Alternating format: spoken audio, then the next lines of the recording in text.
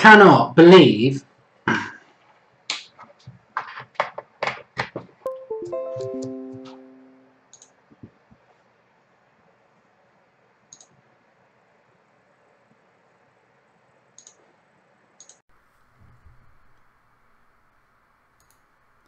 Hello and welcome to the United Stand. I cannot believe, I was just going to say, I cannot believe that Chancellor Mkhitaryan starts.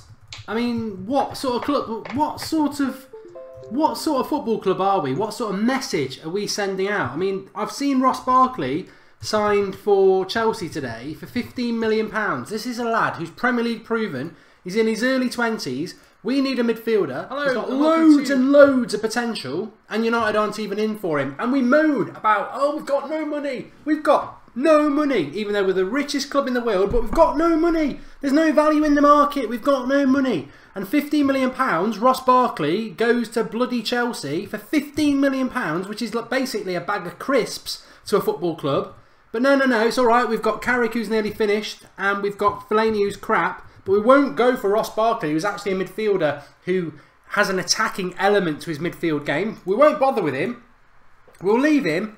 And what we'll do tonight is we'll give Mkhitaryan a game. Let's give Mkhitaryan a game because he deserves another chance at Manchester United. He wasn't total crap last week. He wasn't total crap in October. But let's give him a game. You know, we could give someone like Angel Gomez a game. We could give Callum Gribbin a game. We could bring Pereira back and give him a game. No, we don't want to do that. They're all under the age of 29. Let's bring Mkhitaryan back. Let's give him yet another chance. And if he has a good game against Derby, idiots can say Mkhitaryan's got a future at Manchester United when he hasn't. I'm not happy with that Mkhitaryan selection tonight. I'm sure he'll probably score a hat-trick because we're playing a championship side, but I don't get it. I don't get why we've done that. And, you know, I'm ecstatic Mourinho wants to stay at the club. It's brilliant. I'm actually surprised by the team news, to be honest. I'm really surprised that Fellaini's not playing because I thought he was fit. Mourinho must have forgot that he's fit because he would normally pick him. But the team news, for those who don't know it, I mean, again, maybe part of my frustration is this, that Twansibi was rumoured to be starting and he's not even in the bloody squad. But it is a B team. It is a B team, and people are in that squad who, for me, we're selling them. Get rid of them. They're not the future. Stop boring Manchester United fans with Daley Blind, Matteo Darmian and bloody Mkhitaryan, who've got no future. They've let us down. They've let us down in big games. They've cost us points this season, and yet you're giving them an opportunity in front of a home crowd in the FA Cup where we want to win it. Play the bloody youth. Give some youth a chance. We knew you were going to go with an experienced team, but excite us. Give us Twansibi. Put Gomez on the bench. You know, why are we not doing it? Why are we not doing it? It frustrates me to the limit. Why won't we do it? Romero in goal. Lindelof right back. Lindelof right back. Play bloody Twansibi for God's sake. Lindelof is a good signing, but he is not a right back. Play Twansibi there. Smalling, Blind, Luke Shaw, that's good. Luke Shaw, positive. Herrera, Pogba, Mata, Lingard, Mkhitaryan and Marcus Rashford up front. The bench, Pereira, Darmian, Rojo. Fellaini's on the bench, sorry, he's on the bench. McTominay, Lukaku, Martial.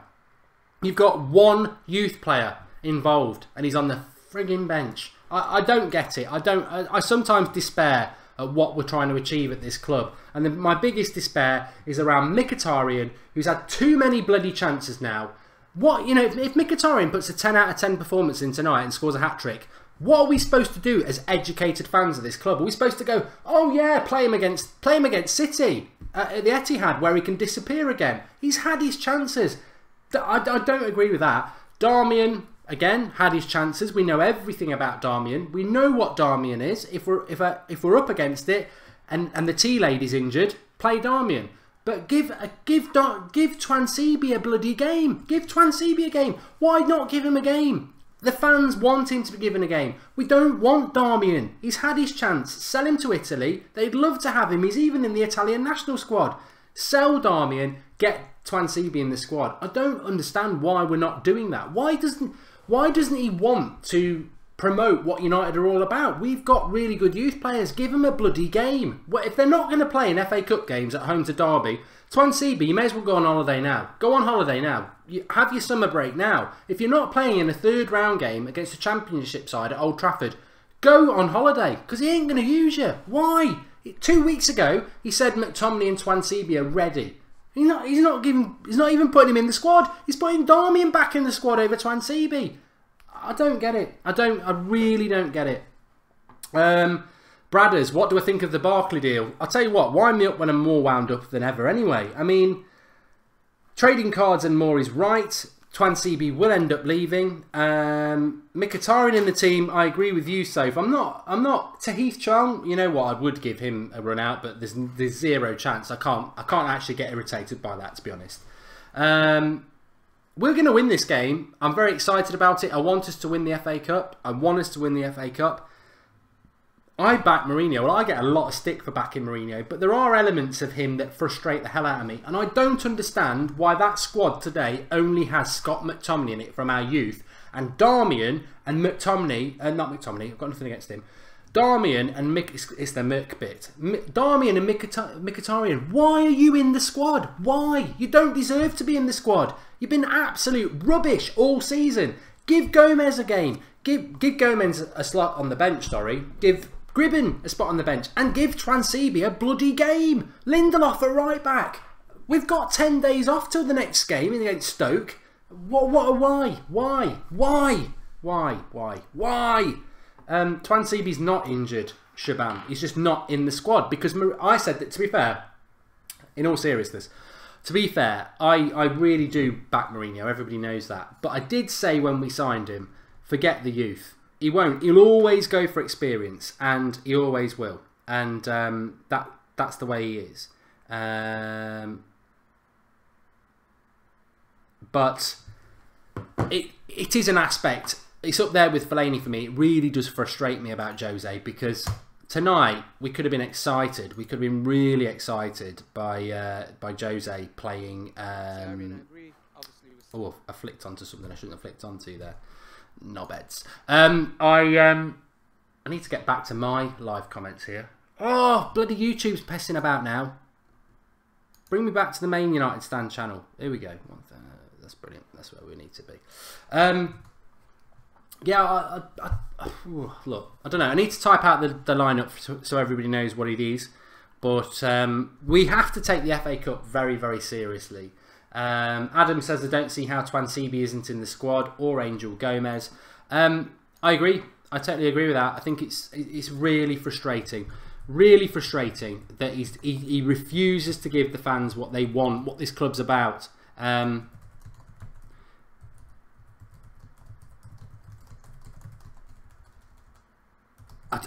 don't get it. I don't get it. I mean, I do get it. I do get it, because I know a lot about Mourinho. I knew a lot about him before he came in.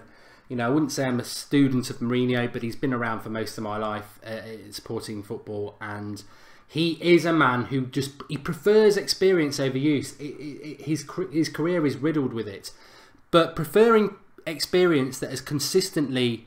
Look, I put a quip. I actually posted on the United Stand Twitter account today, and it was a 50-50 challenge that Vidic, who signed on this day 12 years ago, went into with Kyle Walker, and he absolutely sent Kyle Walker up into space. It was like, boom. My one memory of Mkhitaryan, when I think of Mkhitaryan, is not the little flick where he was offside. It's not the goal in the Europa League final. It's going into, and I'm going to be generous and call it a 50-50 tackle. I think, personally, it was actually 70-30 in his favour against Mo Salah at Anfield, and he jumped out their way.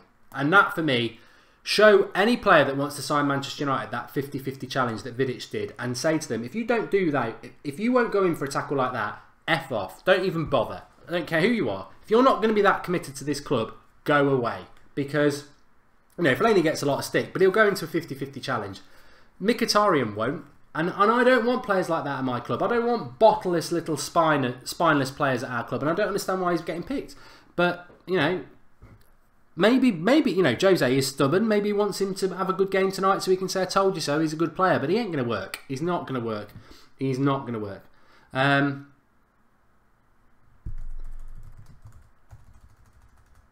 just having a look at some of your comments.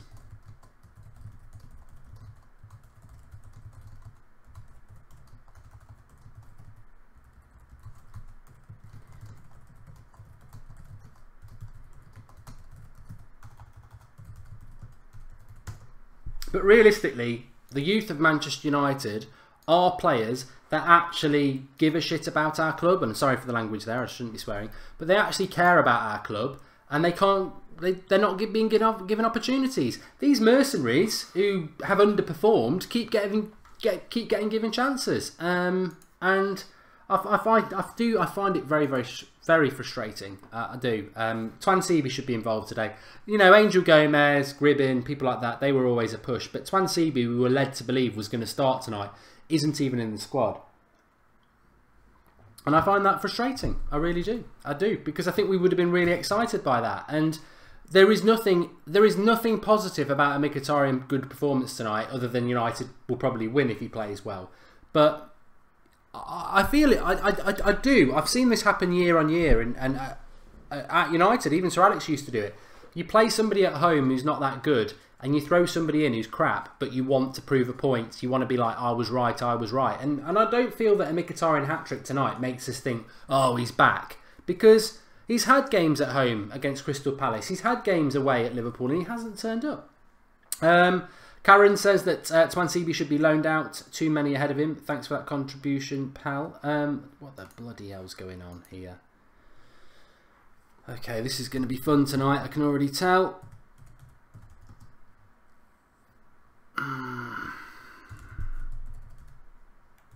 Irritated by the United lineup, and then irritated by that as well. Okay, looks like it's going to work. Okay, that's good, that's good.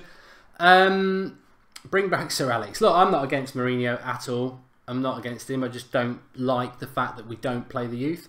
Viking Red says Darmian has the bottle, but is it being not played? Right back has affected him. I just don't think Darmian's good enough. I liked him at the start. I think his confidence was killed by Van Gaal. He's never recovered from it. He's an average right back, and he's not good enough. Matt S says, you're moaning because Mourinho chose experienced players over young players, but if you lose like you did against Bristol, you're going to start crying like babies. No, you don't understand my club. Kieran, yeah, it was an accident. I just wanted to see if anybody actually watches. You're being trolled, chat, mate. Chad's back being trolled again. Look, I disagree with that. A lot of people saying, oh, remember Bristol, we need to play an experienced team. I disagree with that, because when we played Bristol, there's people in the team today, I'd rather pick the tea lady, like I said. Mkhitaryan, Darmian, Daley Blind starting. I mean, come on. Why is Daley Blind starting games? He should be being sold. He should be sold. He's not good enough. He's just an average midfielder, an average defender. Get a kid playing there, buy somebody better. Sell him, get somebody better. I said 3 weeks ago, United need to be ruthless in this transfer market. Get rid of average deadwood players and be aggressive and get better players in.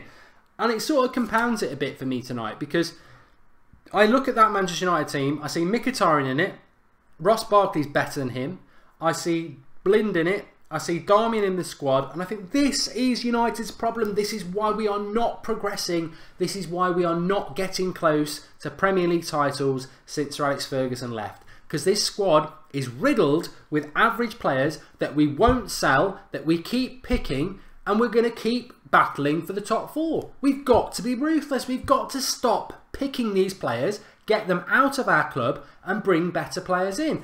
And somebody said, what do you think about Ross Barkley? To be honest with you, there's an element of risk about Ross Barkley, but it is totally and utterly nullified by the fact that you can get a 23-24-year-old attacking midfielder who can play in the midfield, who is aggressive, who is fast, who is creative, who is Premier League proven, who is British, and is £15 million, and United aren't even bloody in for him. I mean, what are we doing? What are our plans in the transfer market? Who are we looking at? We know we all wanted Goretzka. It looks like he's going to Bayern Munich on a free. But Ross Barkley was a player that when Mourinho was at Chelsea wanted to sign him. When he first came on the scene, Chelsea very nearly bought him. They've bloody bought him now, haven't they? Mourinho likes Ross Barkley. Why are United not in for him? I'm not saying he'd be first team, but when Pogba's injured, we need a midfielder who's got an attacking element to their mind, but is also aggressive and can tackle. Barkley can do that. And yes, he's Everton and he's had a mediocre career, but he just needs a decent manager behind him. And for £15 million, a British player who's Premier League proven over many years, who's got an attacking element to them, who's played with Lukaku, and United are sat there going, oh, that's a good signing by Chelsea. Like we couldn't have bloody bid for him in the first place. And what annoys me more than anything is that Manchester United keep moaning, even though they're the richest club in the world. Oh, we can't spend like that. We can't spend like that. And you get a player like that who's in his early bloody 20s with all that experience and lots of potential available for 15 million quid. It's like a bag of crisps. It's shocking. And I tell you what it does. It flies in the wind of all this, we haven't got a lot of money, it's all about value in the market, because that's exactly the signing we should be doing. And I tell you what, if we got Ross Barkley and we sold Daley Blind, we'd get Barkley, get rid of Blind and make 5 million quid. I mean, it just defies belief that we are not doing deals like that. Why are we not doing deals like that? Because we're probably going to give Fellaini 200 grand a week, who's 30, an average to stay, and Carrick's back fit, who's about 49 now. I mean, and that's United for you. Just illogical stupidity around transfers. And no wonder Mourinho gets frustrated. No wonder. Callie, I totally agree. Barkley is potential. But what annoys me about it is, if you've been watching the United stand for the last year, I'm not throwing this out from nowhere. I know a lot of you wouldn't want Barkley, but I've always said I do see the potential in him, and I would have him at United. But for 15 million quid...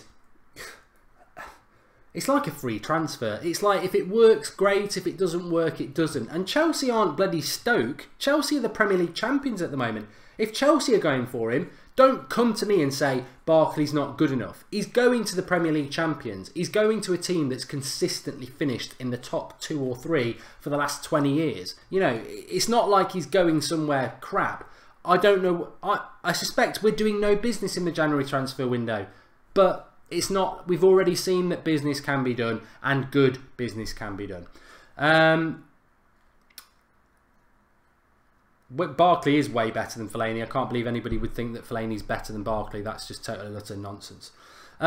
Marcus, are you actually joining me for this, or was that a dream that you said that you were going to?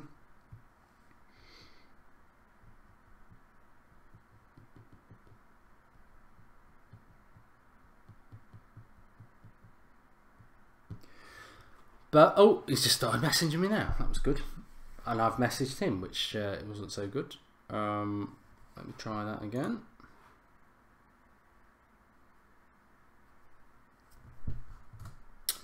Callio loved the shout out. Good. Hopefully we aren't too complacent. Derby are doing well in the Championship, but this is a must-win. Second in the Premier League versus second in the Championship. Yeah, Sam the Red. It reminds me a little bit of the... Marcus, can you hear me? Oh yeah, mate, you're right. Yeah, didn't realise I had you there. Wolves, Man City and League Cup was quite a close game in around October time, and Derby are second in the Championship, so they might give us a bit of a game. But I've got to get this team news typed out, Marcus. Hopefully you've seen it. What are your thoughts? My thoughts are, I think, to be honest, it's a bit overpowered for Derby, but in a way, I can see why Mourinho's done it. He's gone with a very strong, experienced lineup. Obviously, no disrespect to Derby, but I think we could have put a couple of youngsters in there. I really do. The bench is, Lukaku's on the bench, Martial's on the bench. I think you could have quite easily left one of them out, and maybe Gomez on the bench. McTominay's on the bench as well, which is a plus, but. I think this squad is, the lineup tonight, there's just too much attacking talent in there, I think, and I think it should be quite a pretty straightforward game.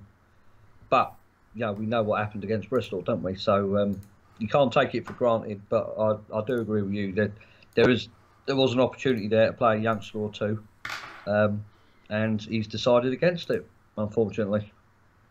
Yeah, I mean, I was looking at somebody on Twitter. I twittered that really frustrating that Twansibi isn't in the squad tonight, and chances like Damien and Mkhitaryan give the youth a game. People saying we're taking the cup seriously. It's more important than a random 90 minutes for Twansibi. But I would fight back against that and say, that's pretty derogatory to our youth, really. I mean, I've got a lot of faith in Twansibi, and the reality is that taking a chance on Twansibi in a cup game because we need to... surely we're taking a chance on Mkhitaryan. He's been absolutely shite for 4 months. I think him playing, I've got to be totally blunt, because I actually thought Mkhitaryan was a good signing and he's been dreadful. I think playing Mkhitaryan is pretty much the same as playing a youth player. There's no guarantee that Mkhitaryan's going to turn up tonight.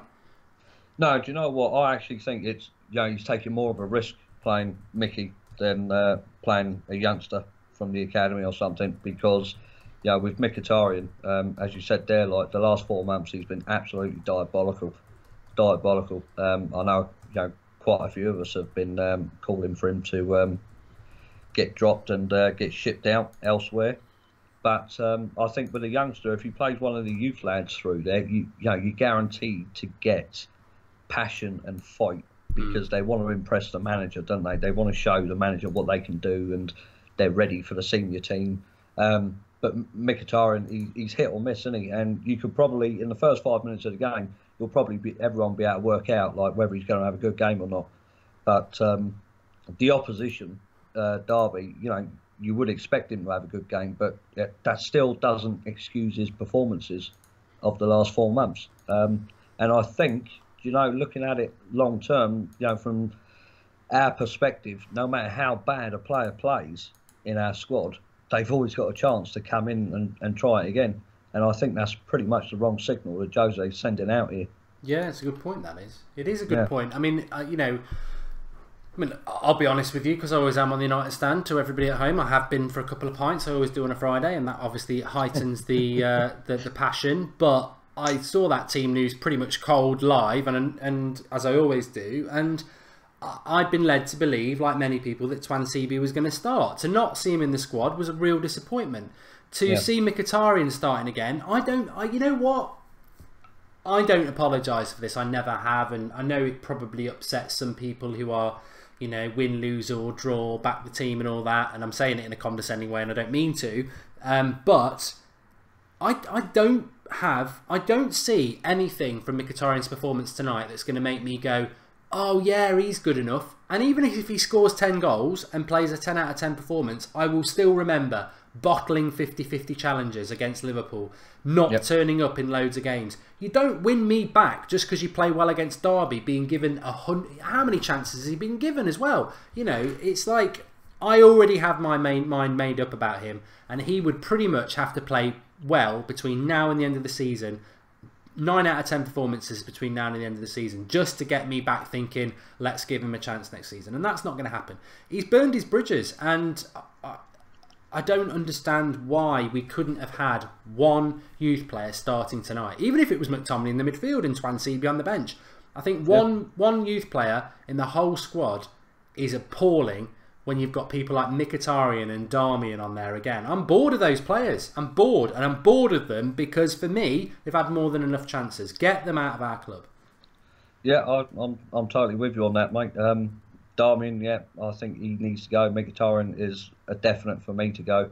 And, just to bring in Ross Barkley here, when people are saying there's no value in the market, for £15 million, as you said earlier, he knows Lukaku, he can play number 10, and we bought Mickey as a number 10, so surely he can be better than Mkhitaryan.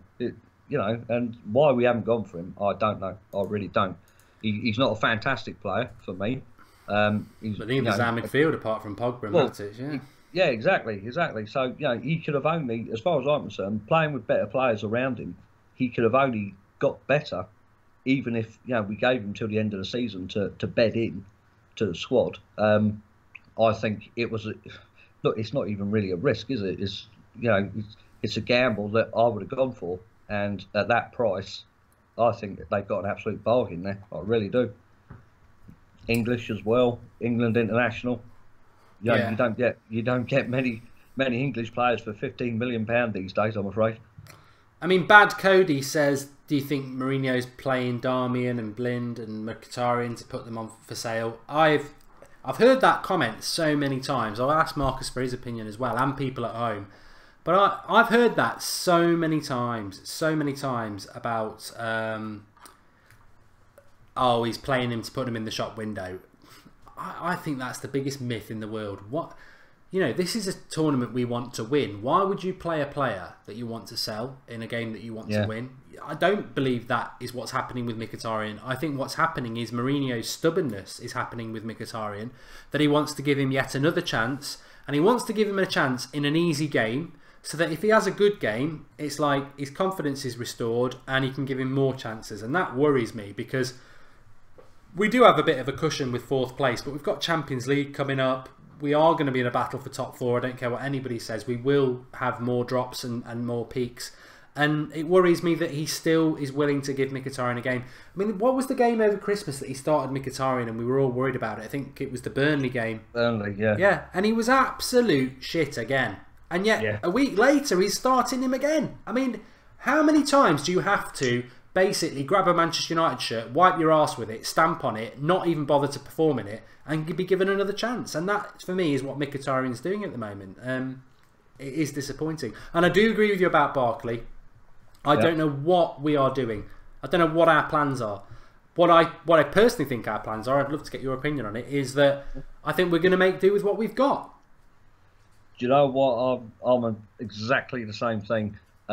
That's the only reason why I can think of that. What Jose said in his press conferences about this is going to take a long process, and this summer is going to be the same sort of transfer as we had last summer. I do think we're going to be making do with what we got until the end of the season. If we're passing up the opportunity for £15 million for a number 10 who can play midfield, centre midfield as well, I can't see us paying the 35 million for Ozil. I really can't, because the age difference as well is massive.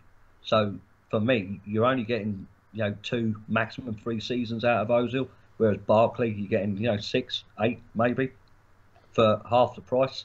Yeah. So it doesn't make sense. And if the Glazers are that tight with their money, they would have probably said to Jose, look, Ozil's available for such and such, Barkley's available for 15 million. Let's get Barkley, and you've got a decent midfield there, Barkley and Pogba, to maybe build the rest of the team around. They're 2 young guys who've not even in their prime yet. So, I like you just said, mate. I honestly think we're stuck with what we got.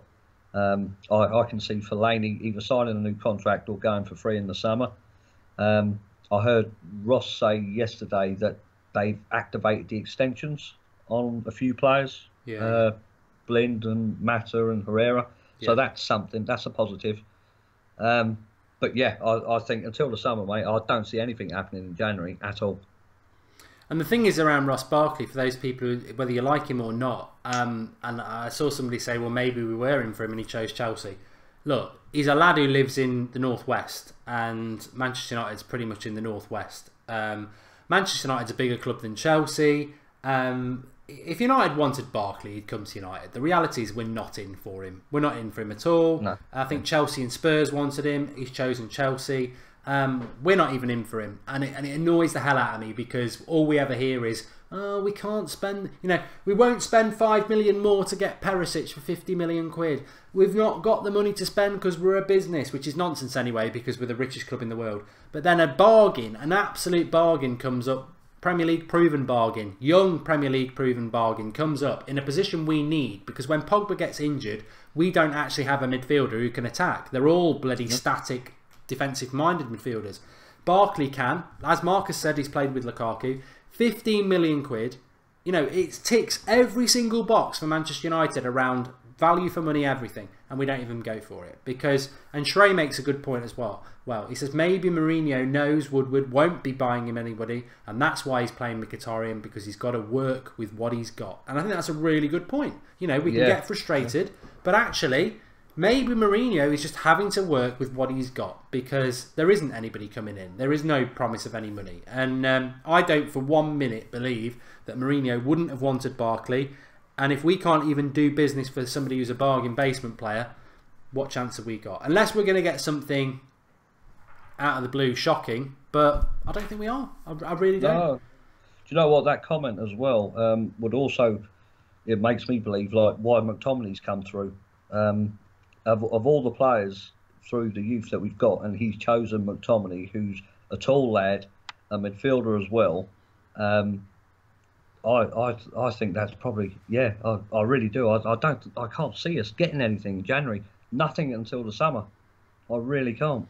I think we probably, if we're going to buy anybody in January, we'll go and buy a fullback, which we don't actually need at the moment. That's what I think. But well, see, I mean, even that though, Mark. I mean, Luke Shaw. What's this, fourth, fifth game in a row? Yeah. He's the positive in that lineup for me today, because I'm fed up, and I don't know what everyone else thinks, but and you again, Marcus. I don't know what everyone thinks, but I'm fed up of seeing us linked to Danny Rose, to Sandro, to Kieran Tierney. Like, we haven't got somebody who's pretty much reinvented themselves over the last month. He's played 4 or 5 games in a row because Ashley Young's been injured. And let's not forget, when Ashley Young's fit, he's probably still first choice.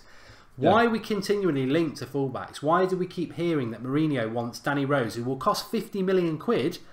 Yeah. Why? Yeah. You know, Luke Shaw, if people think Luke Shaw's good at the moment, the brilliant thing is he's nowhere near his best. He's just, you know, the great thing about Luke Shaw is he's playing games. He needs games to get back to his match fitness best. And I don't think he's going to be back there for at least another month. But he's doing so well. Imagine what he's going to be like when he's actually back fit.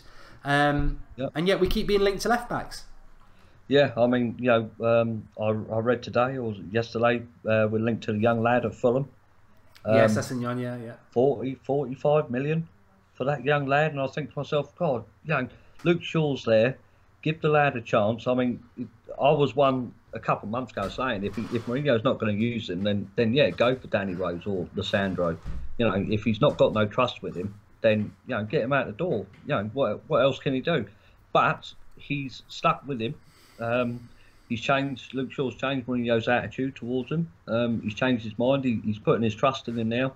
A good run of games together, and hopefully by the end of January he'll be fully fit and bombing up and down that left side again, like just before he got his injury. FA Cup against Derby, Manchester United versus Derby, FA Cup game, 3rd round. FA Cup is the cup I think we've got, hands down, the most chance of winning this season. We're out the League Cup, we're out of the Premier League. I mean, can we really win the Champions League? We can, because we're still in it, and obviously we need to take it seriously. But the FA Cup's the one for me. I'd love to win the FA Cup. I'd love us to come out of something this season with a trophy. I think top 4 is what we've got to aim for, but the trophy would be nice.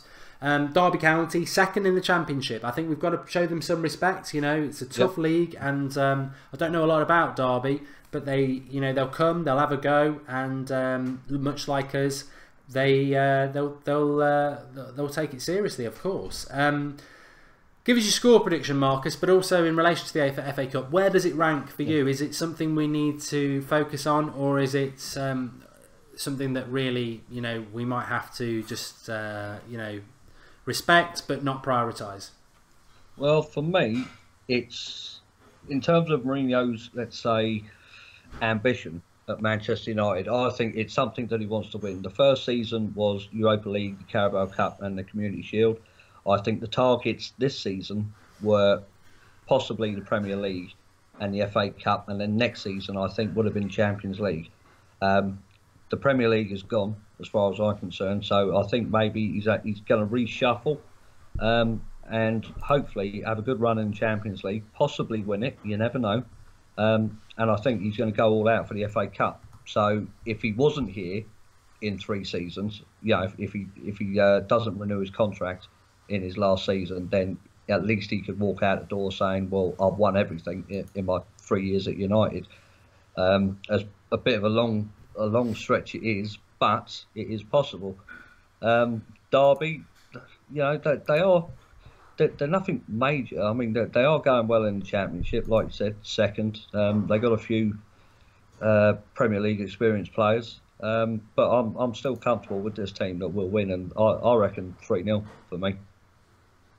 3-0, yeah. I think you know that was going to be mine. To be honest, I think we will have more than enough. To be honest, I suspect that bloody Mkhitaryan will probably have a good game today, because that's just typical, isn't it? But I agree with Tom P. I would have played Mkhitaryan today instead of McTominay instead of Mickey, because look, I've got to be honest, I am a big Mourinho fan, and I was worried that he might be leaving, and yesterday when he said he wants to stay, I was very happy, and I do think he's the best man for the job. But I do remember when we signed him, I said don't ever expect him to prioritise the youth over experienced players. It's just not what he does. If he's got a choice between a 28-year-old out of form player or an 18, 19, 20-year-old potential, he'll always go with the experience. That's what Mourinho does. He's always done it, and it flies in the face of our club, and it is infuriating. It's certainly not anywhere near enough for me to turn on Mourinho. It just is what he is, and you know, even the thing you love the most will have something that infuriates you at times, and he does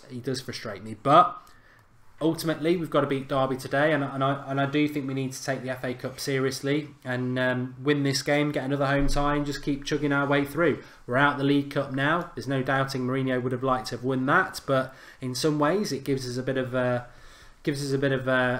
week off next week where hopefully we can focus on some transfers. I'm not 100% sure that we will, but we'll see what we do.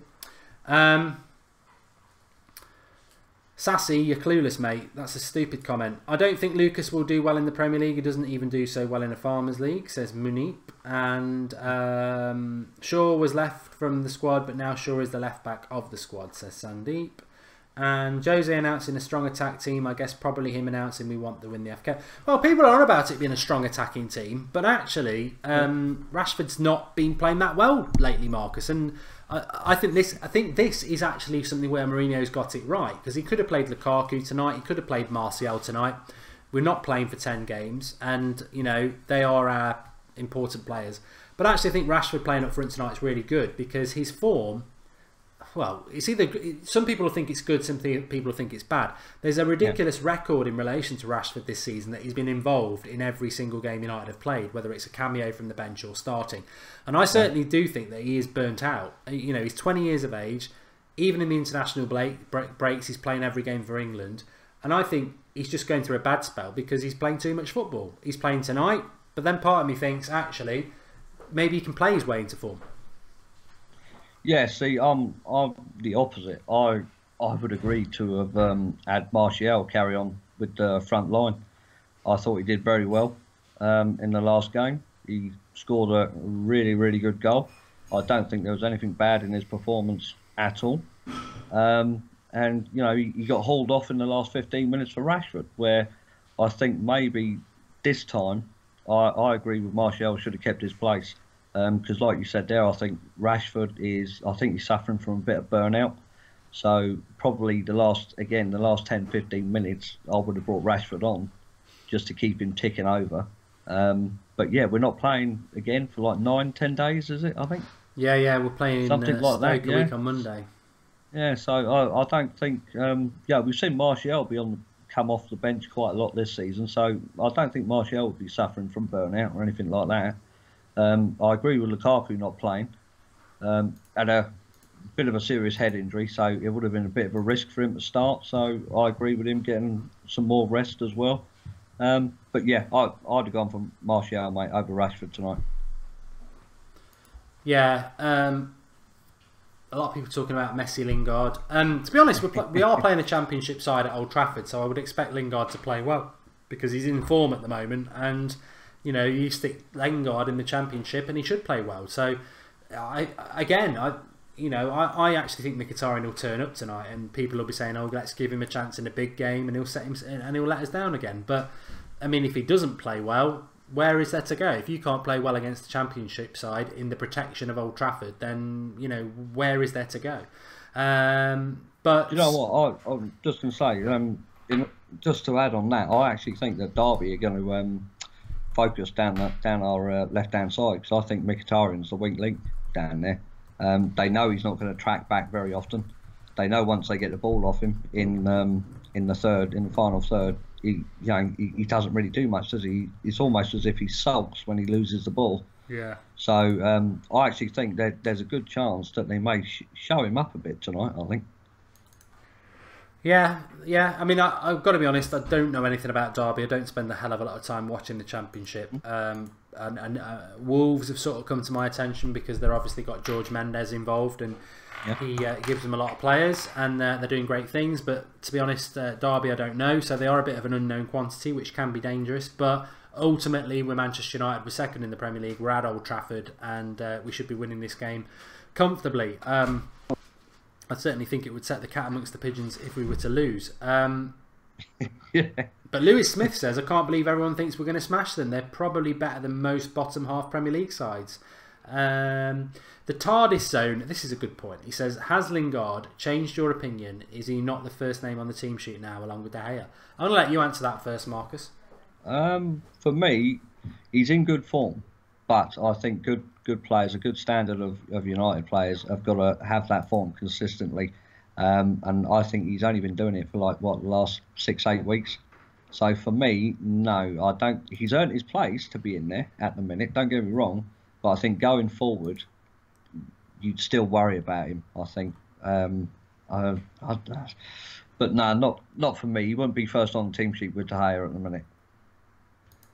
No, I'm just going to say that Jesse Lingard is absolutely fantastic, and that is the political line of the United stand right now. And I'm not going to say anything more than that, because I guarantee he's going to have a good game tonight. So anything I say will just bite me on the arse. But I do sort of agree with Marcus. No, look, you know what? If I had to go to war with 3 United players at the moment, then Jesse Lingard would not be in there. It would be De Gea, Martial, and Pogba. There are 3 world-class stroke, top-class stroke, potential world-class players. They're our 3 best players. Form-wise... I go De Gea, Pogba and Fellaini. I'm going to cut that corner. But no, I mean, yeah, Martial, Pogba, De Gea. If you're talking about form players at the moment, I think, well, as Ahada just says, form is temporary, class is permanent. And I think that's sort of what Marcus was saying in many ways, is that for me, the goals that Lingard scored recently, especially the flick against Burnley, the goal against Everton, fantastic. He's in fantastic form. But I can't lie, the end of last season he was poor. The start of this season, up until a month ago, he was poor. If he's in this form in May, I think then people who doubt his Manchester United quality probably need to readdress it and say, you know what, maybe he is. But for me, he firmly sits in that squad player position, which, to be honest, I think is a big improvement for Lingard. Because I remember last season we were talking about him, and a lot of people were saying he's a championship player. He should be playing for Derby County. So I think it's a compliment to him to say that, you know what, you're a squad player for Manchester United. You're a bench player. I mean, people take that as the wrong way, but I think bench player for Manchester United. You look through the years, your Nicky Butts, your Ole Gunnar Solskjaers, your Phil Nevilles. That's what we define as a bench player, so it's not a bad place to be.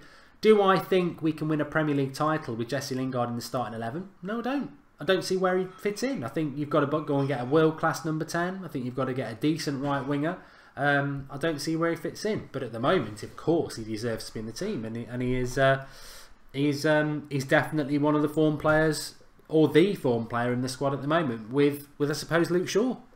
Do you think though that he's looking so good just purely because we've got a lack of quality in that position? Well, yes. I mean, let me just say, Kenneth has said greetings from Norway, Oslo. Thanks, superb show. Welcome, Kenneth, and thank you for the contribution. No, I think you've hit the nail on the head there, because I think, again, we've spoken about Mkhitaryan a bit. I mean, that position is Mkhitaryan's position. We spent £25 million for a player who had the top assist rate in Europe when we bought him. And his return has been shockingly bad. Fair play to Lingard, because there isn't anybody else. We haven't got anybody else. At least he's come into that position. He's given it his all. He's produced some really good goals. I mean, my criticism with United, and I hope we see some of it tonight, is despite these world-class goals from Martial and Lingard at the weekend and all the possession we have, we don't create any chances. And everyone said Pogba, Mata, Lingard, Martial, they all played really well, but we didn't create any chances. The goals we scored were out of nothing world-class finishes. We're not creating these, chances that Liverpool or Man City are creating. That's what United need. We do need a noser. We need somebody who can create chances. That's what we're missing. Yeah, I just seen a thing there on Sky Sports that Barkley, since the 2016 season, he's done 13 goals and 16 assists. Now, for £15 million, that's not bad. And also, I think the one thing I've been talking about signing Barkley for probably about 18 months now, and a lot of people it's always been 50-50, so I'm not going to say a lot of people said yes, they didn't, it was 50-50, and it always created debate. But the thing about Barkley is, if for anybody who's been watching the Premier League for the last 6 years, is you'll know who Ross Barkley is. And I've always felt that with the right manager, he has got another gear. I think he's probably in his potential. He's probably third gear. I think he can go to five. I don't think he'll do that under Conte because Conte's an idiot. But I think Mourinho could have got the best out of him. Mouldy Balls 90, lovely name. He's made a contribution. He says we must be patient. Could take Jose 3 or 4 more windows to get us up to par. Plus the torrent of youth coming through. United stand is the tits, which means good, by the way. We would create the chances if he gives Mickey a free roll, says Andrew Hall. Oh God, Andrew, you've let yourself down. You've let your family down. You've really let yourself down. He's played so many times as number 10, and he's just like failed to deliver. And I think this is the last chance for him playing out on the wide right. Or is he? Yeah, he will be wide right, won't he, tonight? Yeah, because Lingard's surely going to be in behind Rashford. Oh no, but wide left, won't he? Because Mata will probably. Oh, Mata will be on the right, won't he? Yeah.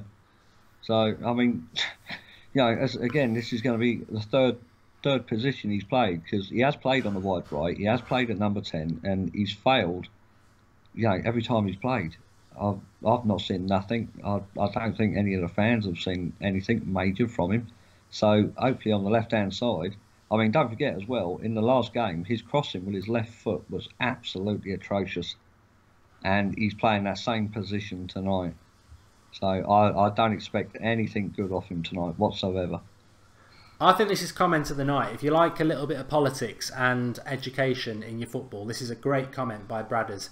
Circumstances around the transfer of Ross Barkley. Everton and Chelsea. Agent pulls transfer on deadline day of £35 million. Doesn't play again for Everton. Transfer 4 months later for £15 million. Yeah. Yeah, we all remember that. £35 million, last day of the transfer window, pulled. Yeah. 4 months later, never plays for Everton again. £20 million saved by Chelsea. And they say there's no dodgy dealings in football. Marcus, I'm just going to leave you for a minute, which is why I popped to the toilet, if that's all right. Yeah, no worries, mate. Yeah, go for it. Okay. We'll take some comments then while he's gone to drain himself, shall we say. So, everyone, what's everyone's score predictions for tonight then? Because hopefully we're all going in a positive route. So let's have a look. The TARDIS zone. Would you keep Ashley Young now? I would keep him at the minute, but I think obviously he's the next one to replace. So Luke Shaw's there, so I think we probably need a backup Luke Shaw. Night Whisper says, "Speak to us." I am. Chad, no, I'm not, mate. It's not on the telly, is it? Well, says Ryan. Tyrone, can't believe Barkley has gone to Chelsea. I know. Like me and Bart were saying, how we've not been in for him for 15 million, I don't know. 3-0 says Matthias Rutaloo. Night Whisper 2-0. Scott G 20-0. Don't think it'll be that much, mate. Mike's 4-0. Kevin McHugh 5-0. Yours truly 2-0. Alexander 3-0. So we're all going for a United win, so that's good. Oh, there's a good one. Andrew 1-0. Fellaini late goal. Do you know what? I'm hoping to see actually Fellaini or McTominay get on the pitch tonight, because I think Fellaini needs obviously match sharpness and the match fitness. So I would expect to see him for the last 20 minutes. Ryan Savage, what's the formation? It's probably going to be either the 4-2-3-1 or the 4-3-3. It's one of them two, definitely. Let's have a look. Mawada, if we had Barkley, we would win the Champions League. Or pinning all your hopes on Barkley. Scorpion says 8-0. Danny Green and BKD say... Oh no, BKD says 7-1. Danny Green's 1-1. United 2. George Kyle, Derby win. George, you're sacked, mate. One of the moderators are going against us, mate. Well, George Kyle's told everybody, you don't need to worry. He says, I guarantee Ross Barkley will be a flop. And Teddy Hansen's not even bothered about Barkley. I mean, look, I know he's a divider, but I think he's quite symbolic of United at the moment, is that we need to sign players. We go on about not having any money. A player comes up who can definitely improve us for peanuts. and we're not in it. And I think that's the thing. It's not really whether Ross... I mean, I think Ross Barkley would be a success. Even if you don't think he's a success, I think the problem with it is that it's just, you know, we go on about money. Well, we don't. The owners sort of feed it down. Oh, we're a business, everything like that. And then, you know, it's like walking around a car boot sale and you see a massive bargain that can improve your squad, and you're like, no, we won't bother with that. And I get, we won't know the truth till January the 31st, but my feeling is we won't sign a midfielder. And it's like, well, we've seen, without Pogba, we've got Matic, Herrera, Fellaini, Carrick, whoever, but none of them have got any attacking intent. You've got Barkley there, who's a midfielder, who for 15 million quid, I would say you're a bench player, and because you will be a bench player at Chelsea anyway. And you're like, you're a bench player, if Pogba's not fit, you can play. I wasn't saying let's sign Barkley for us to be a starter. See, for me, I would have signed him and said, look, you know, you're going to be on the bench primarily for the rest of the season, but once the summer comes and, you know, the squad's had to clear out, then you'll probably find you're in, you know, you're playing majority of the games, because I think the 180 grand Fellaini wants. Something like that, something around that figure, isn't it? 180,000. Be a fan or newcomer to the game. Build your own history with this unique tournament. You know, you may have your uses, but you're not worth. Old Trafford, Manchester is the scene for today's FA Cup third-round proper matchup between Manchester United and high-flying Championship side Derby County. It is a thrilling encounter as Paul Pogba gets set to lead Manchester United. I'm your host, Ian Joy. Welcome to Fox Sports coverage of the FA Cup. It's great to see 2018, and the FA Cup is back on our network. 700 and Lukaku, they played together. So, you know, Lukaku struggling for goals because he's got no one around him to supply him. That could have been the answer. And I think 15 million was an absolute risk that we should have took. Yeah, I agree. Obviously, it's not going to happen now. He has gone to Chelsea. Don't forget to subscribe to the United Stand if you're new. I know on Watchalongs we do get a lot of new subscribers. Bottom right-hand corner, we're live at 8 o'clock every night. We've got Transfer Daily, Monday to Friday, 7 o'clock every morning through January, talking about all the latest transfer news. I was talking about Ronaldo this morning. I knew that would cause some controversy, but it wouldn't be a transfer window if we didn't do at least one video about Ronaldo. And if people haven't seen it yet, go and do give it a watch. But effectively, I suppose the big question from it was, and I'll ask you, Marcus, would you take Ronaldo back at United now? I think he's 33 in February. No, not for me, mate. There was talk of him around the Van Gaal era, wasn't there? I think that was his last chance for me. It's obvious his pull at Real Madrid is waning a bit now, and he can still score goals, he can still take a cracking free kick, but I think Manchester United now, we're going in a different direction, and Ronaldo is a thing of the past now for me. They've heard it there first. He's a thing of the past. I would take him because I just think, you know, life's too short, and he's such a great player. And I was very impressed with him in the first half against Barcelona. But it's how much you'd get him for as well. I've got to be fair. It's how much you would get somebody like Ronaldo for in the modern market. It's it would be a lot of money. Lewis Smith, thanks for the contribution. Obviously, I'm not going to tell you that because it's not on in the UK, the game. Zed Jamie says the owners on about money are willing to give Fellaini 200,000 a week and letting our rivals get Barkley for 15 million. Disgrace.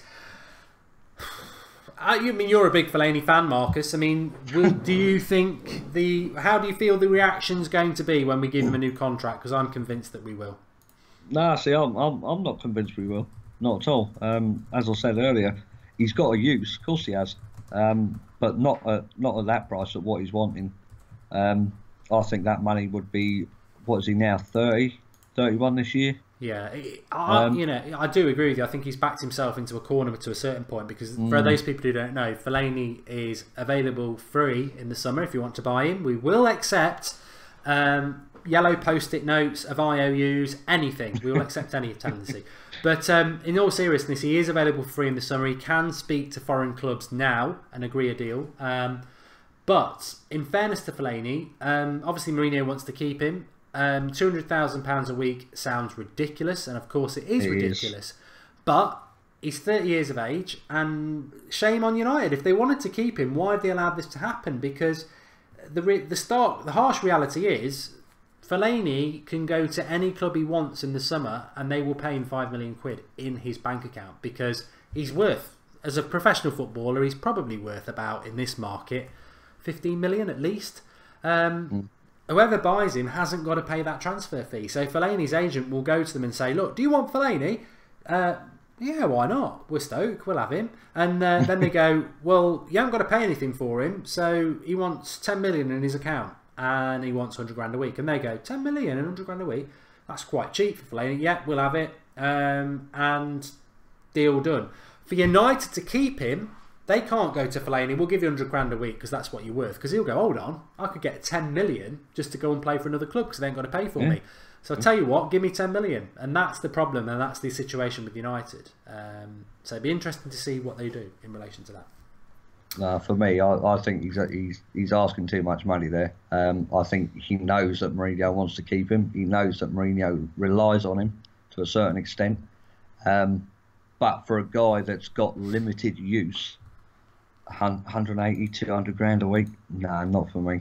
I would say that there's the door, go find yourself a new club, because I think if United bow down to that, I think that's a new low. I really do. As much, like I say, the use that he has as a number 10, or last 15 minutes chuck him on, he's not worth 200 grand a week. No way. No, and the reality is, whether we did pay him that or not, you know, everyone's going to assume it's that amount of money, and you know, whatever United fans think, and I think it would divide United fans, it would certainly leave us wide open to ridicule, which obviously we don't want. Marcus, let's all remember as well that we were paying Rooney just under 300 grand, weren't we, a week for the last 4 years. Look, you could argue, what did he do as our captain? You know what I mean? So it's up for discussion, of course it is, but I just think 200 grand for someone with limited ball abilities, nah, not for me. Evening Sally, I think we have got moderators on. In fact, we have, because I've just seen George. I think Tubes might be on there as well. But Marcus, I will let you pop off, and because I know you won't. You're still recovering. How's that going? Yeah, it's going well. It's going well at the minute. Another couple of weeks should be all right. Good. So, hopefully, I'll be back soon. Yeah, if you want to pop on at half time, there's no pressure, but you're more than welcome. Do you want me to come on at half time? Do we want Marcus to come on at half time? Silence. No, of course I want you to, but I don't want to push your recovery back by you doing things like that. Is Rodney on? No, he isn't. He's got a family commitment. So. Okay, all right. I'll tell you what. I'll come on at half time then. All right, mate. I'll speak to you at half time then. All right. See you later. Cheers, bye, pal. everyone. Thank you. Bye. Haha banter, you are pushing your absolute limit. I'm going to tell you that. I know you know what happened to you on my channel. It will happen on this one. We're very close to kick off, by the way. The timer will kick in as soon as the game kicks off. I appreciate it's not on in the UK. It's ridiculous. I've said this so many times. Why is it in the modern day you can do most things and yet you cannot watch Manchester United in the UK every single game? Even though we would quite happily put our hands in our pocket, all of us, to watch every single United game legitimately. And in the modern day, United fans can't do it. So basically, millions of United fans live in the UK, and only the 70,000 people at the ground can watch it. It is bloody ridiculous. So if you're not able to watch the game, there's loads of people worldwide who can watch the game in the live comments. Get commenting in there, give us your thoughts, and obviously we'll keep you up to date with the key moments as well. Drop a like on the video. We're nowhere near 1,000 likes. I've neglected that. We like to get 1,000 likes because it's a superstition thing. There's still time. And make sure you subscribe to the United Stand if you are new. Bottom right hand corner, click that hologram, get involved with the United Stand. We've got some really exciting things coming up in 2018. Don't go anywhere, keep spreading the word and keep getting involved. Next Skype show will be Monday night, for people who are asking about that. Let us know where you're watching from anyway. I've forgotten to do that. I've neglected you, so let us know what's going on in there.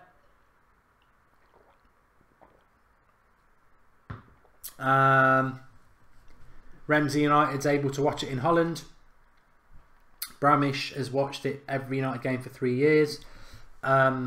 Legitimately in the UK, I don't legitimately know a way how you could do that, but if you're in America, you probably watch it.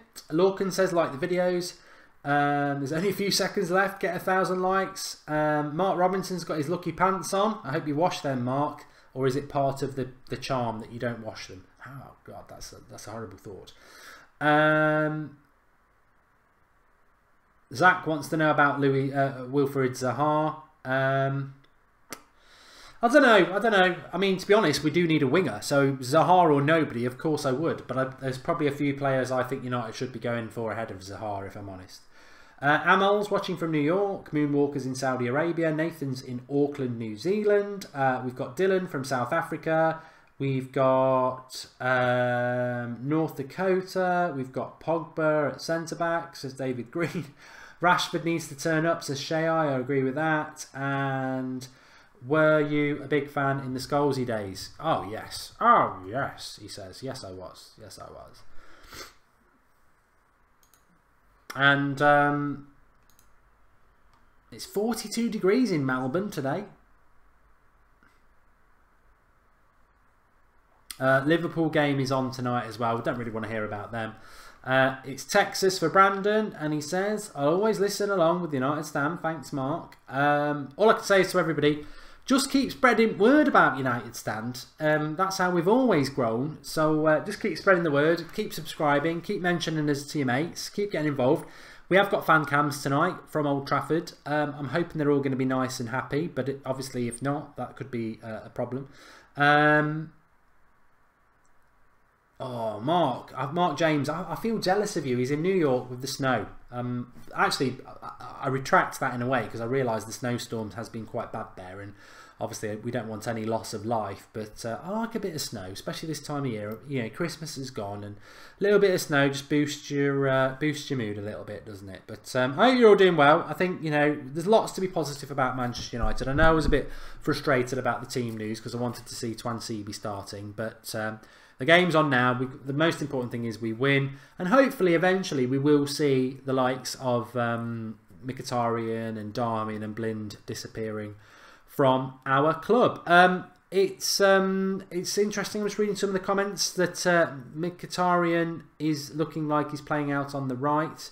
I wouldn't necessarily agree with that. I just think United are going to have quite a lot of fluidity in the way they move around the ball a lot, and I think that I think Derby are a really interesting proposition. I don't think they're going to be awful. I do think United are going to win, and yeah, I hope that's the way it goes. I do. I hope that's the way it goes because I think the FA Cup has been devalued over the years, and I think United winning the FA Cup would be a real positive. Vishnu doesn't have school today because of the snow, so I'm presuming you're living in the New York area.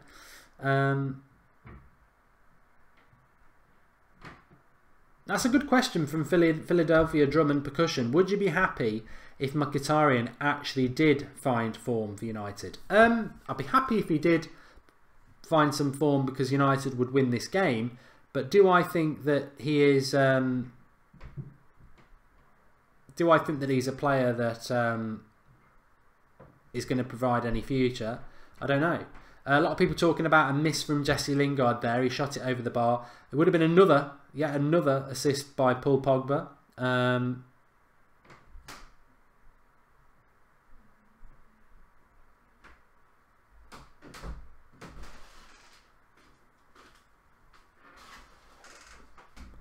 It was a wild effort over the bar. Lingard playing off the left at the moment with Mkhitaryan centre, says Dylan Mithuger. So we're even adapting, we're even moving informed players out of position to give Mkhitaryan even more of a chance, which is, I think that's wrong. I really do, but there we go.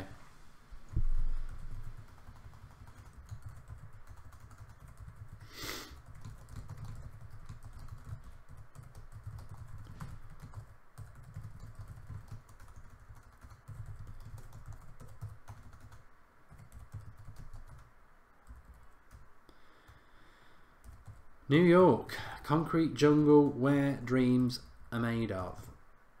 There's nothing you can do.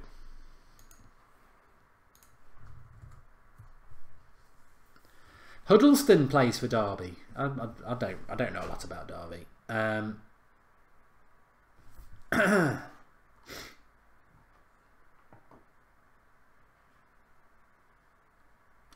Matthew McFadden, I would disagree with that comment. Surely the United Stand is the quickest way to get your updates. Do you think Zlatan is good or not, says Amy Heath. I think Zlatan's injured at the moment, and I think that is a problem. Mark, did you hear that Mata, Young, Blind, I can't remember the fourth, got a 1-year extension. Mata, Young, Blind, it'd probably be Herrera or Shaw. They're in their final year of the contracts. Do you think Mourinho believes in Mkhitaryan like he does with Fellaini, says Man United Max? I think the evidence suggests that he certainly does. I think that he probably doesn't deserve to be in the team at the moment. But yet again, he's starting a game at number 10. There's a lot of interchangeability between Lingard, Mkhitaryan and Mata, by the way. I don't think there's a set number 10. I don't think there's a set left winger. But Tom Lawrence playing for Derby. Good point, Gungshi, old United player. Bramish EU says Scott Carson was the goalkeeper in the team I played as a youngster.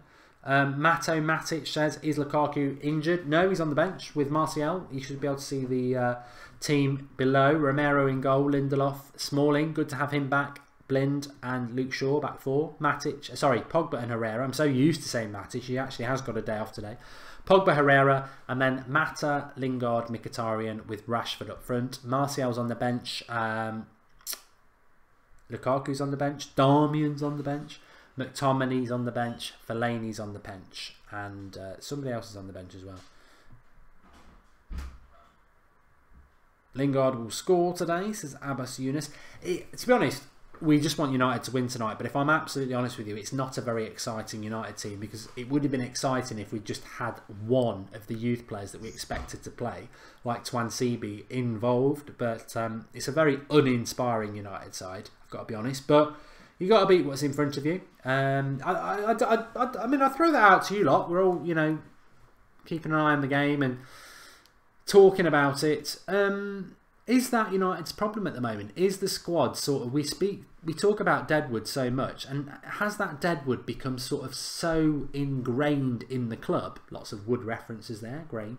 Has it become so ingrained in the squad that there's so much of that Deadwood that games can become a little bit uninspiring, because you just see players that you don't really want at the club anymore, you know, taking up spots. You know, your Blinds, your Darmians, your Mkhitaryan's. Twix Space Raiders says too many misplaced passes in this game so far. Come on, Derby County, says Mark Hilton. Takes some, takes everybody.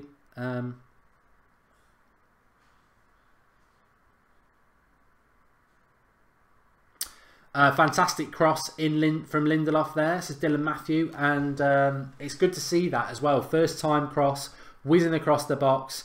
And I think a striker who knows what they're doing, i.e. not Rashford, probably makes a better move towards that. Stunning cross by Lindelof, to be fair. And, you know, shocking that no one gets on the end of it. Probably shock that a decent cross came in.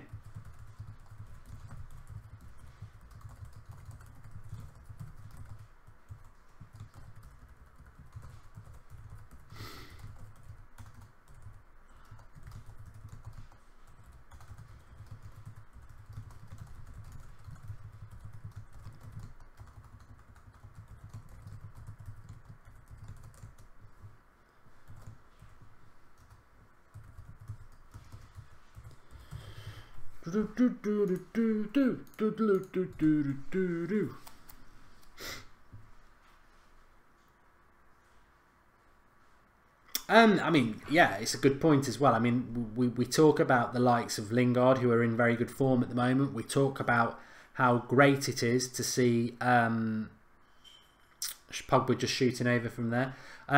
We talk about how great it is to see Luke Shaw playing games week in, week out. And not far off by Pogba, that actually.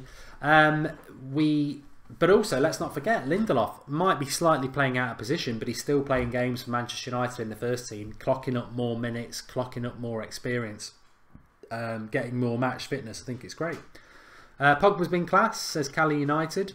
And Pogba's in the mood for goals, says Lynn Hall. And Derby are playing their second team, says Addy. That was something I meant to bring up before.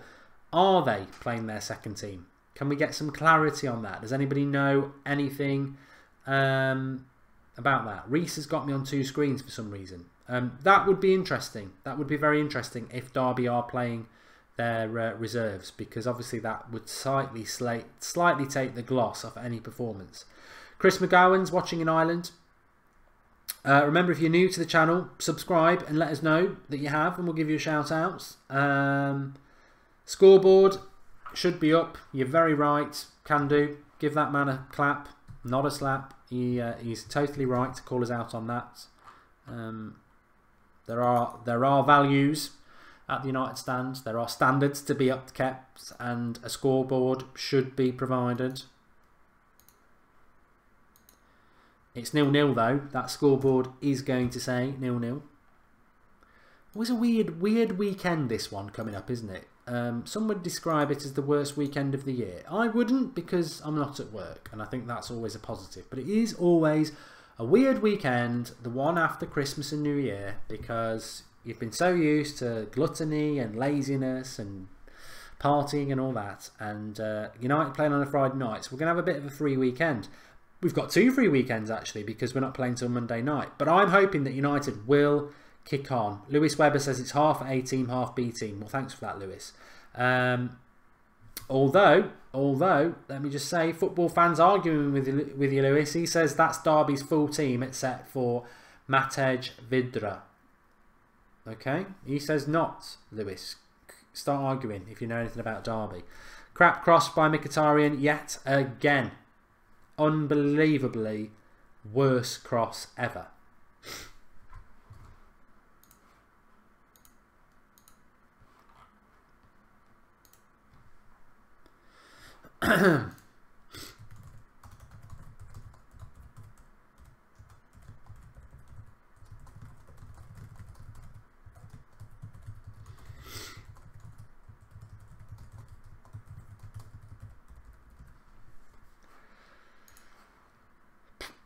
I mean, some people would say it's harsh.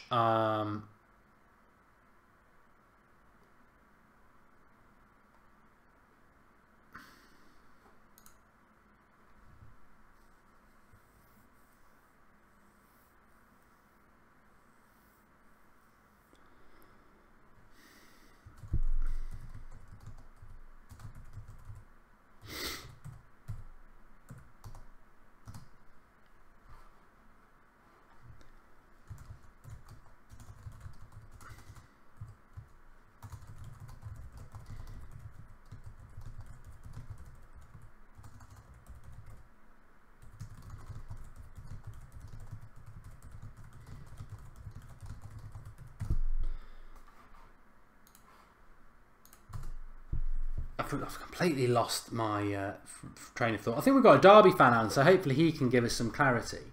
Alex Boyson says, I've been watching the United Stand for a few months and it's great community. Would sign some from Tottenham if you could, says Alex. I'd sign anybody at the moment. I would sign anybody at the moment. Raphael says that Mickey is messed up in his head.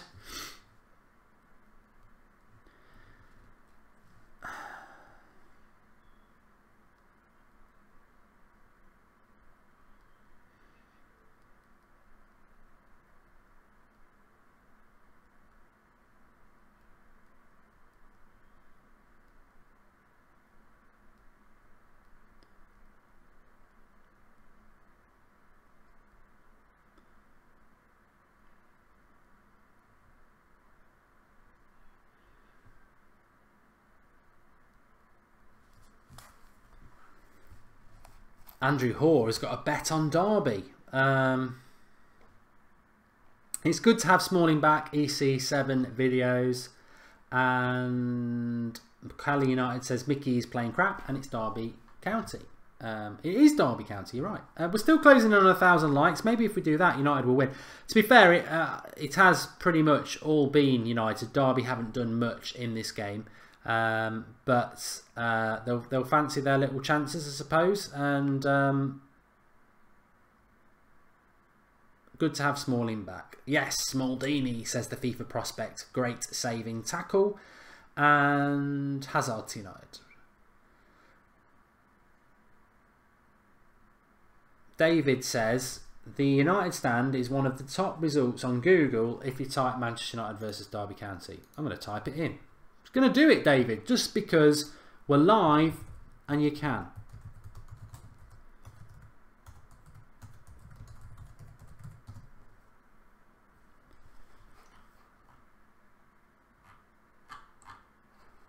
Not on mine. Oh, it is if you click video.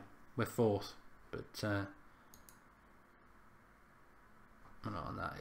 Yeah, if people want to keep us up to date with the Liverpool score, that's up to them. I'm pretty sure Liverpool will probably beat Everton. Nathan Clark's just done it. 0-0. Well done, Nathan. Did anyone put a bet on Bristol the other week, says Reece Bandy, sorry. And no, I didn't. And at this point, I'd sell Mickey to go back to Dortmund for whatever price. Don't see him improving, says AP411. You know, Mkhitaryan will probably score tonight, but I don't think we're ever going to see the player that we need to see, which is somebody we bought to be a world-class number 10. I just think at best he's going to be an average number 10.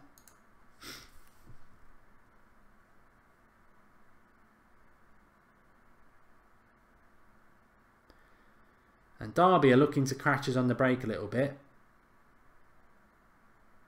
And Smalling is playing well. Fellaini will be the hero, says Andrew Hoare. You've heard it here first. Lifestyle Revolution says we're playing some beautiful flying football. I can never tell with you lot whether you're being sarcastic or not. And Everton are all over Liverpool, Mark, says Joel. I mean, I'm not going to flip off and see what's happening with the Liverpool lineup, but I did mean to mention this. I mean, we all get used to it with the League Cup. A lot of big clubs will put their reserves out, but more and more in recent years, people have done it in the FA Cup, which I find quite weird because, you know, Premier League, we've not got any midweek Premier League games, but I don't know what Liverpool's lineup is. I don't know whether Everton are taking it serious, but I'd love Everton to knock Liverpool out because I want United to win this FA Cup this year, and the more big teams go out, the quicker the better, isn't it? You know, I think Man City will take it seriously because they still think they can win the quadruple.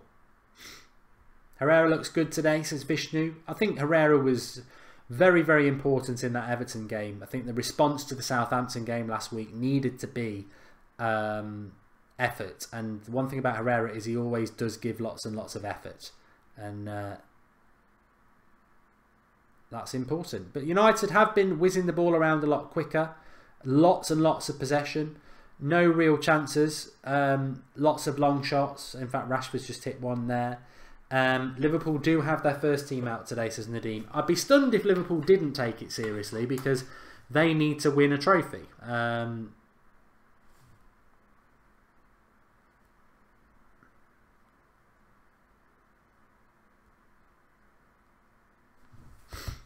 They do. They do.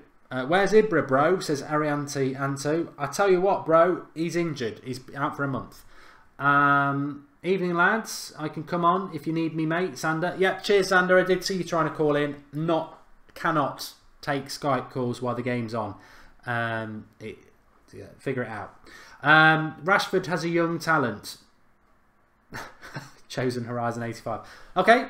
Danny Green says Wolves are an outside bet to win the FA Cup. I will tell you something about Wolverhampton Wanderers. They are probably, I would guarantee, I would put a tenner on now if you're a betting person. I would say put a tenner on that Wolves will finish in the top 8 next season. If you want even better odds, I would say top 7. They are going to come up in the Premier League and they're going to do very, very well. They are probably the equivalent of a mid-table Premier League team at the moment. Why? They've got rich owners. George Mendes is involved, Mourinho's agent, who doesn't give us any players, but he's sorted out loads and loads of players for Wolves. That will continue when they're in the Premier League, and they will be a threat. And Rashford has just hit a shot over the bar. I think he's got to finish it. I think he's got to finish that chance.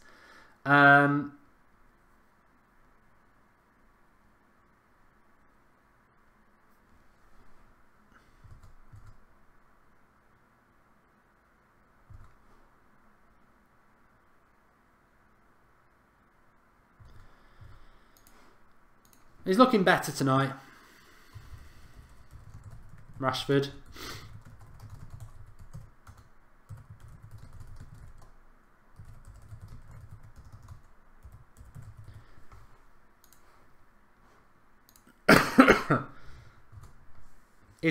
I'll throw it open to everybody. Abdul says, is Mkhitaryan performing good? Vidal, who do I think will score first? United. I think United will win this game. I don't know whether it will be a comfortable game. Oh, Chris McGovern's had to ask it. Well, what are you thinking of the Barkley transfer? Chelsea got a bargain, in my opinion. Think United should have taken a punt on him for that price. I totally agree with you, Chris. I think it's hypocrisy at Manchester United. I really do. Got a free kick on the edge of the box for United here. And step up Juan Mata. Let Mata take the free kick, says Harris. Free kick outside the box. Mata was actually fouled as well, body checked. I think Barkley for £15 million is, you know, even if you don't think he'd be any good, we need an attacking midfielder backup for Pogba. He's Premier League proven, he's in his early 20s, he's got loads and loads of potential. For £15 million, we should have bought him. We constantly hear from the club that we don't have a lot of money, and a player like that comes up for peanuts, and we should have bought him. But no, we didn't. We didn't.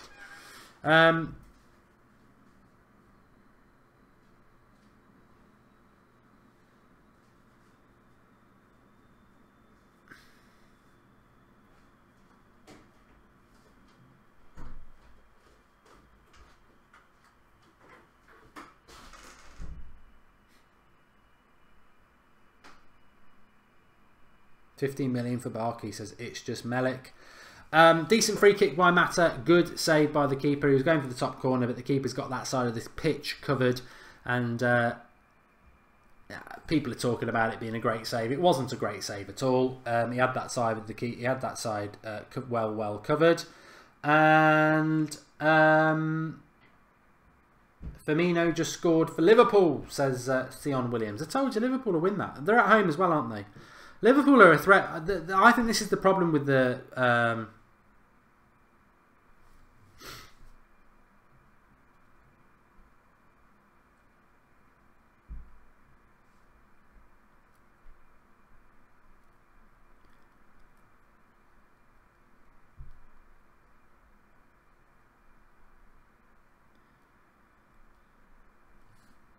What are you watching again? Fucking Bender. Yeah, I think this is the problem with the FA Cup, the League Cup this year, is that they won't be easy to win, or as easy to win as maybe they were in the past, because teams like Spurs, Arsenal, Chelsea, Liverpool, Arsenal, Manchester City, obviously United, there's not many trophies to win. There aren't many trophies to win, and there is going to be a competitive element to winning trophies this year. So Mourinho will want to win them. Of course he will. Of course he will.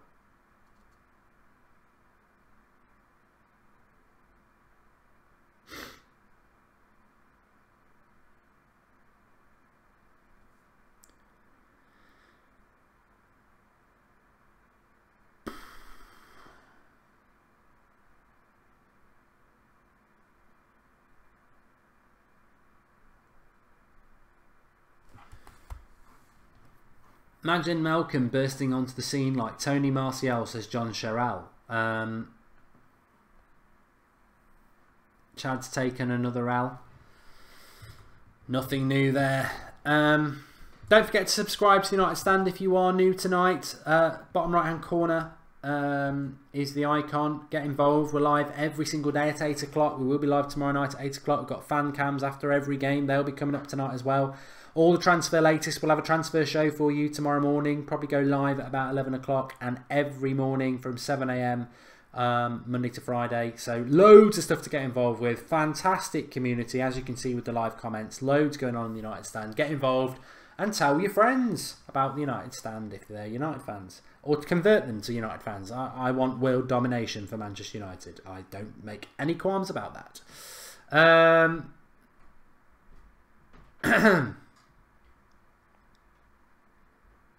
Derby I agree. Derby are starting to come into this game a little bit more.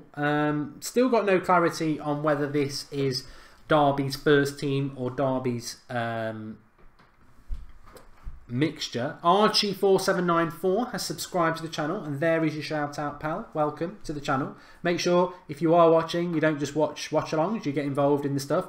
Click your bell underneath, get your notifications on, because then you'll know when we're going live, because we are ultimately a live channel. Mkhitaryan, how's he going? Says Luis Garcia. I'd say he's pretty average.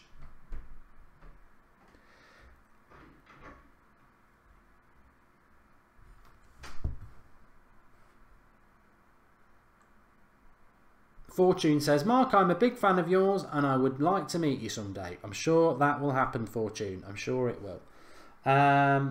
It's almost Derby's first team, says Mark Robinson. So there you go.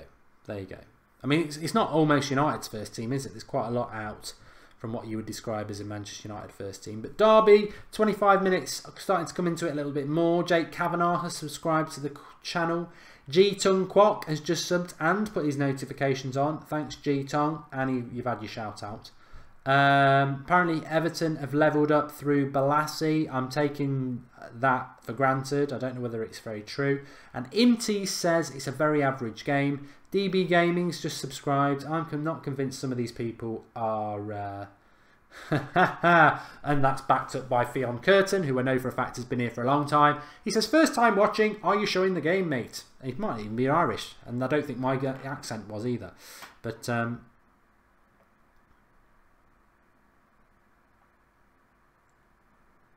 I would buy Milankovic Savic, whoever asked that. It's not a goal for Balassi, by the way, it was a fake score.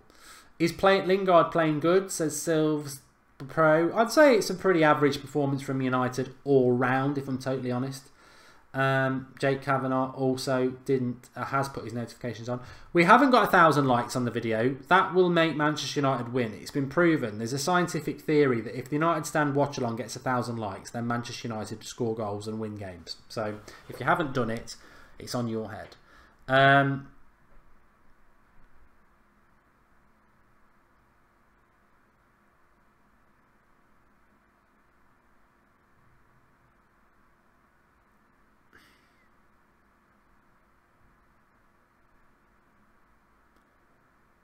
Shaw into Lingard. Mkhitaryan! Oh, what a goal! I'm joking. I can't even joke at you for that long because I've just realised a lot of people aren't even watching it. So that was a joke. That was a joke. I will never, ever do that again as well. Is Lingard playing well? Grammar people, come on, says Philadelphia Drum, and 2-0 up. Mark, would you rate the Mexican League? I've got to be honest, I don't get a lot of time to watch the Mexican League. I did like Hirving Lozano. And I really wanted him when he was playing there. And obviously we bought Chicharito from there. But there we go. Derby. Just shot wide there. Christmas tree, says Lunati. I forgot to say that as well. Christmas tree will die after today. Last video today with the Christmas tree. Got to go down. Got to all go down for another year until tomorrow. Until next year. Did I get many of you with the goal? I'm a good actor, aren't I? I'm a good actor. Apparently I'm a Forest fan. I must be a bloody brilliant actor to do the United stand for 3.5 years and you know, consistently go on about United when I'm a Forest fan. Matthew McFadden says, should I ban Mark for that fake score? I'll go into a timeout for you if you like.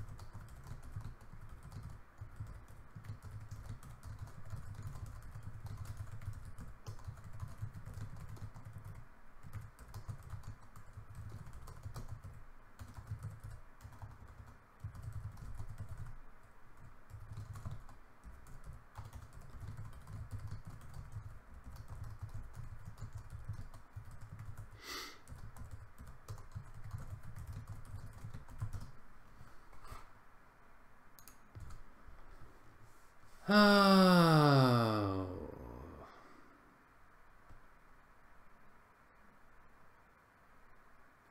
Liverpool are winning 1-0. Apparently it was a soft penalty. Change your jacket, says Adwath. Well, no, I may get a new one at some point. I've got quite a few Manchester United tracksuits, but this is always my match day tracksuit. It's served me well over the last 3 years. I mean, we've won 3 Premier Leagues in a row, a couple of Champions Leagues. It's, you know, why would I change my tracksuit jacket? Man United will win this game and the Premier League next season, says Oliver Coulterholt. I see what you mean. The link between beating Derby County in the 3rd round will definitely mean that we win the Premier League. And I know that's not what you mean by it, but I'm not going to make any predictions like that anymore about Manchester United. I remember this time last year I said we'll win the league next year because Mourinho always wins it in the first 2 years. I said it in the summer and we're not going to win it. So I'm not going to make any predictions about Manchester United in the league anymore. Suffice to say, Mourinho is the right man, and I believe we will keep progressing under Mourinho. Whether that progression will be enough for us to win a title, we'll have to wait and see. David says, wear the Mark Skywalker one. The black one is fantastic. It really is. United stroke Sith stroke Jedi. I do like it. Steve Brown says United are a long way off a rebirth. And Chris Bauman, I like this question. When do you think Tahith Chong will be able to break into the first team? Well, I think he's 18 now, and I think from next season he should be starting to get games. I mean, my theory on youth, and I don't know what a lot of you think, we're 31 minutes into this game, it's still 0-0. My theory on youth is this, that actually when it comes to, you know, when you look at the integration of youth into not just Manchester United, but most football clubs, if you are a winger stroke forward, you've got more likelihood of playing games at a younger age and getting more chances. And that really correlates with the fact that, you know, you play an 18-year-old as a centre-back, then they're obviously going to get more exposed than they are if they're out on the wing or they're up front, where there's a little bit less pressure on them. So Chong is a player who can play on the wing or up front, so hopefully we'll see him sooner than we have seen Twansibi, who for me is ready. The Gears guy is subscribed to the channel. Thank you, pal, and that's your shout out. We're on 172,675. It is a Friday night, though. I've got to be honest, I'm not a big fan of Friday night football. I don't know what you lot think. I am not a fan of it at all. I think it's, I think it should be Friday night should be a place for drinks after work, and there we go.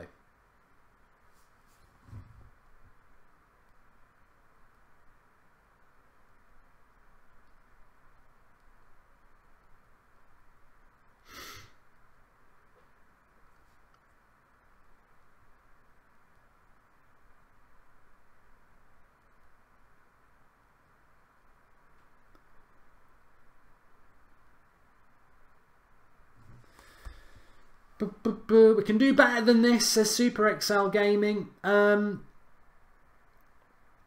Still a long time to go in this game. Still a lot of misplaced passes as well. You're quite right. Oh, that one whizzed by. I didn't see who say it. But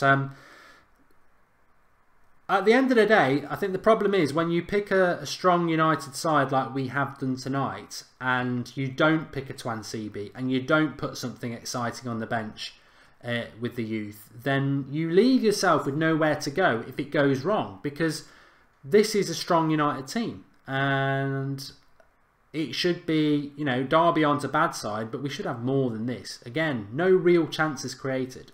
Rashford did create sort of a chance, but he should have been hitting the target. He should have been hitting the target as far as I'm concerned.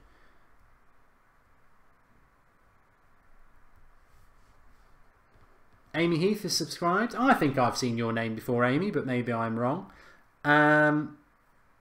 Matters ball control is like a magnet. I agree with you, Kwame.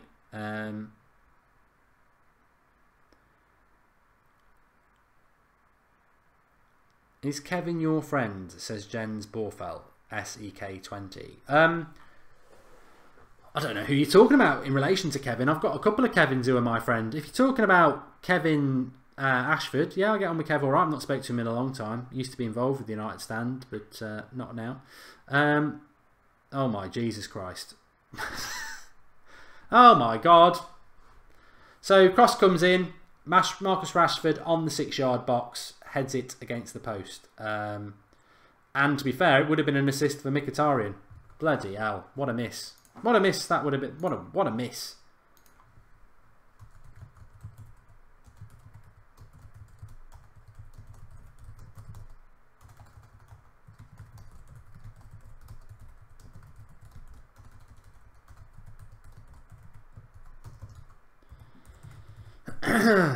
On a plate that was for our Marcus Rashford, but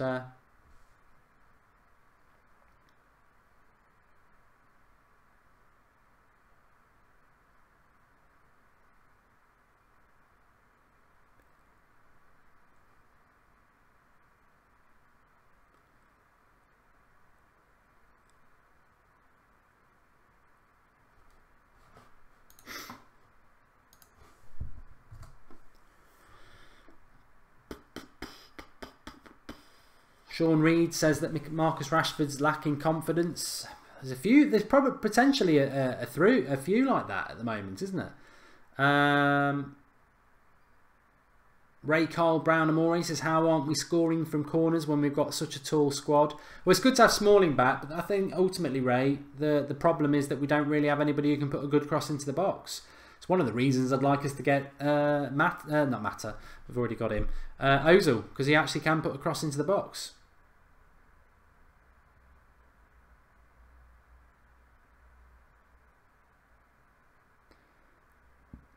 Brian Callahan says, is Ronaldo a myth again? No, he definitely exists, mate. Ragul says that Lingard's showing why he's average again. Ultimately, I don't think Lingard will keep up the amazing form he's had for the last month. I don't think he will do that.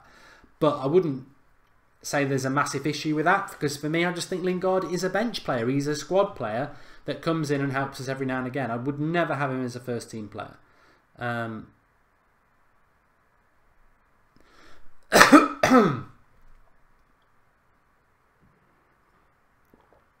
Amrit Singh says it's 0-0 versus Fiorentina and enter for anybody who's interested in that. And Rashford has just headed it straight at the keeper. Getting closer. I don't think we're going to batter Derby for anybody who thought that might happen.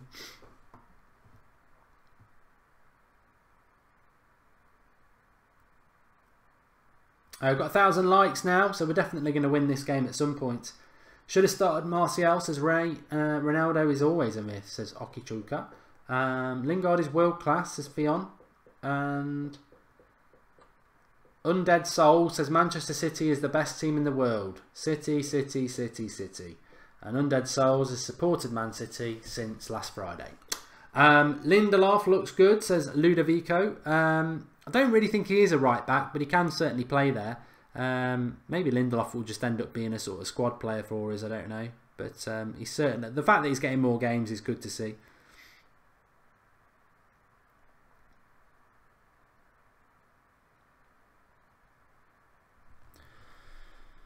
Captain Oblivious says, I hate the way you hate Lingard. I don't even hate Lingard. I think people just act very immature when somebody doesn't jump on a bandwagon. I think Lingard's been fantastic for a month, but ultimately I wouldn't put him in the first team of a team that I want to build to win a Premier League title. I'd have him on the bench. And as I said before the game kicked off, people get really het up about the fact that you're a bench player for Manchester United. It's actually a massive compliment. If you know, bench players for Manchester United should be players that walk into any other Premier League side. I look over the years, Solskjaer was a bench player, Phil Neville, Nicky Butt. We've had, you know, being a bench player for Manchester United is better than being a first team player for someone like Everton. So it's actually a bloody compliment to say it. James Kearney says bring on Martial. And Shaw has been crap, says Michael Collins. Pesman Ariane says sign my petition to loan Rashford out. And Sick Techers says we're going to sign Griezmann and Malcolm. I think we'll see Lukaku second half.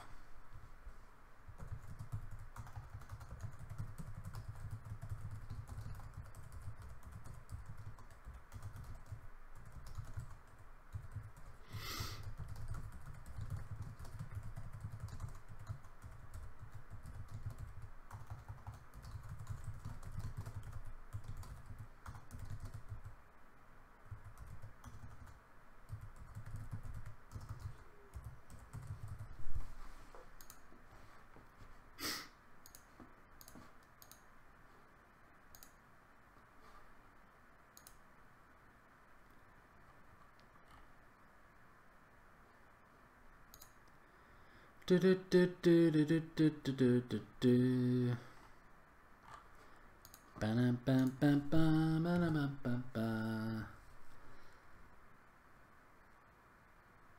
Chowdhury has subscribed. Welcome to the channel. Jack Griffiths has been in late. Let him know. Let Jack know. I'd say it's been pretty lame. We've had the chances to be ahead, to be honest. I mean, literally ahead. It was ahead from Rashford from 6 yards out, and he head to the bottom of the post. He also got through and had a decent chance, shot over the bar or just wide. So we've had the better chances in the game. I'd say we probably deserve to be at least 1-0 up. It's not been fantastically. It's not been a fantastic performance from United by any means, but I would say the same problem with United is the same problem. Apart from that chance created by Mkhitaryan, is that we are still struggling to create chances, good chances. Matthew Keok says, I can't believe we were not in for Barkley. Believe it, it's the way we are. And we need a lot of players, says GBJ. Good job running a transfer window there so we can sign players. Note the sarcasm. Note that sarcasm from me. Another free kick for Manchester United, and I think Rashi just subscribed. That wasn't what I was going to say, but welcome to the channel now. Free kick for Manchester United. Pogba behind this one. Mata did hit a decent one about 20 minutes ago. Some people called it a world-class save by the keeper. It wasn't. That one was better from Pogba, to be fair. A decent free kick, and Carlson does slightly better on that one. It's still quite central. He still should save it, but at least we've had 2 free kicks that have been on target, and yeah, I wouldn't say it was a world-class save. I think it's a save you've got to do. Spike Sykes says, who's your dark horse for us to sign in January? I would have said Griezmann a couple of weeks ago until I found out what his buyout clause was. So it won't. I don't think it'll be him. Ozil potentially was one. I don't see us making a dark horse signing, if I'm totally honest. I think we will end up with someone like Malcolm. If my personal dark horse signing that I would really like us to sign, because I really feel that we need a sort of attacking midfielder stroke number 10. Emil Forsberg, I would love us to sign him. I think it'd be brilliant for us. You know, sort of in the way Eriksen is for Spurs. We need somebody who can create chances. Giovanni Richards has subscribed. Welcome to the channel, pal. We're fast approaching half time at the moment, and you know, that's it. Do I like to drink alone, says Rowena Jones. No, I don't. Do you? If you do, it's up to you. Malcolm wouldn't be a dark horse signing for me. I think it's an expected signing.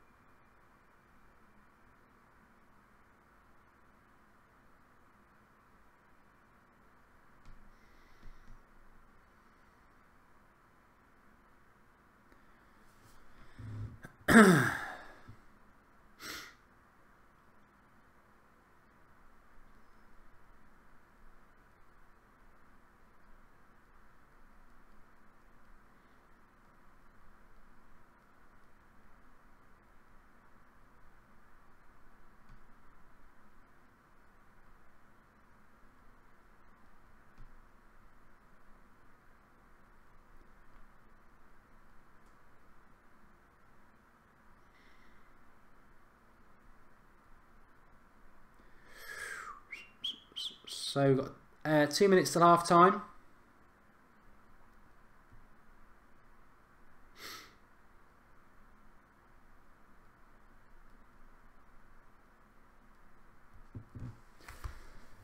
Pereira recall would be good, says Chad Farrand. Yeah, I agree with that. Players don't want to play for Manchester United. It's sad but true, says Hans. And Smalling has been our best defender all season, says Matthew. I'm a big fan of Smalling. I just sort of do wonder where we would be without Smalling this season. He's been very, very consistent. Mark, do you agree that if Mata had pace, he'd be the best CAM in the league? I think it's a really good point. I don't even know who said it. I'm going to read it back.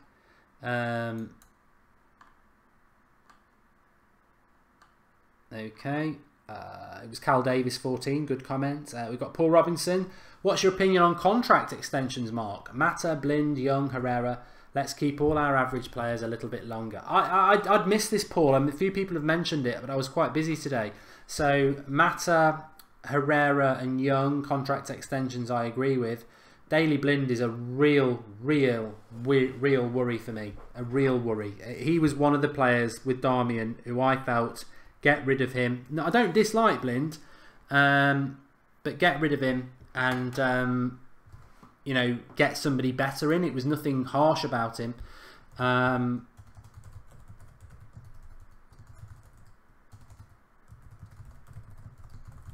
We'll pick up on that, Paul, because it's half time now, so I want to get people's thoughts.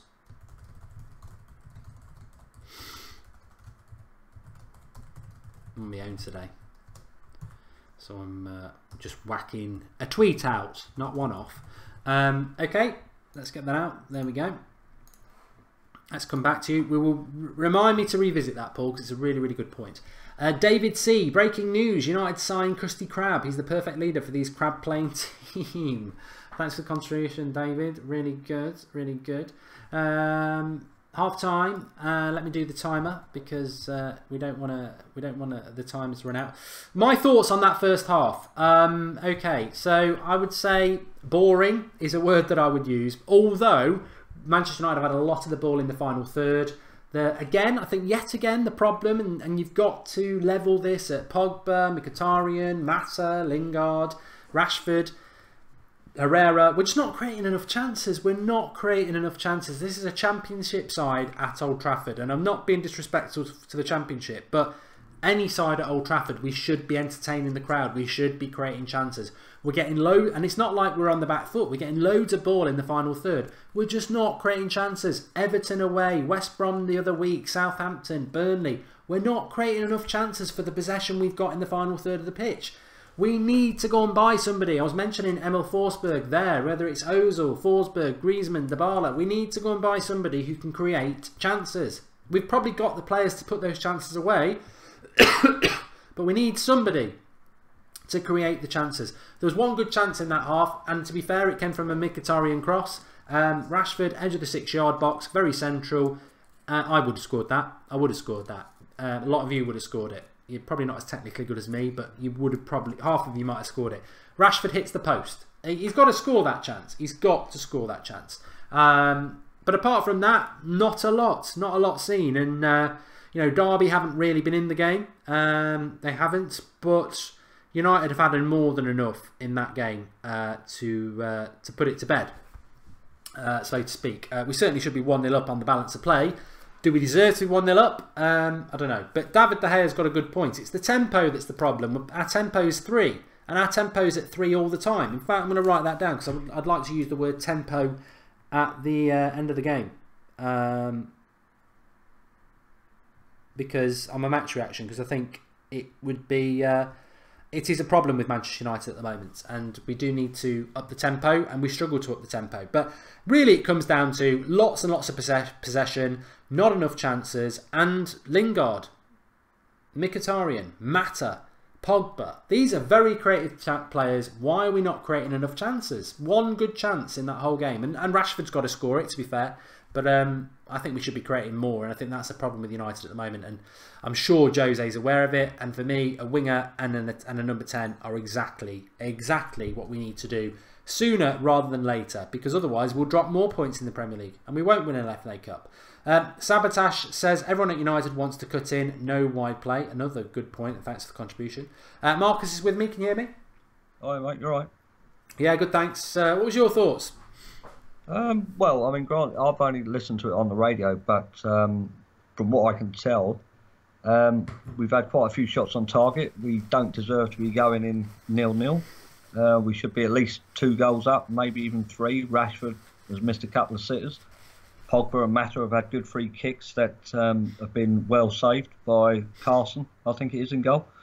So, yeah, I mean, in a way, a bit disappointed, but the pressure is on. In this second half, because I think Derby's had a couple of chances but nothing clear cut.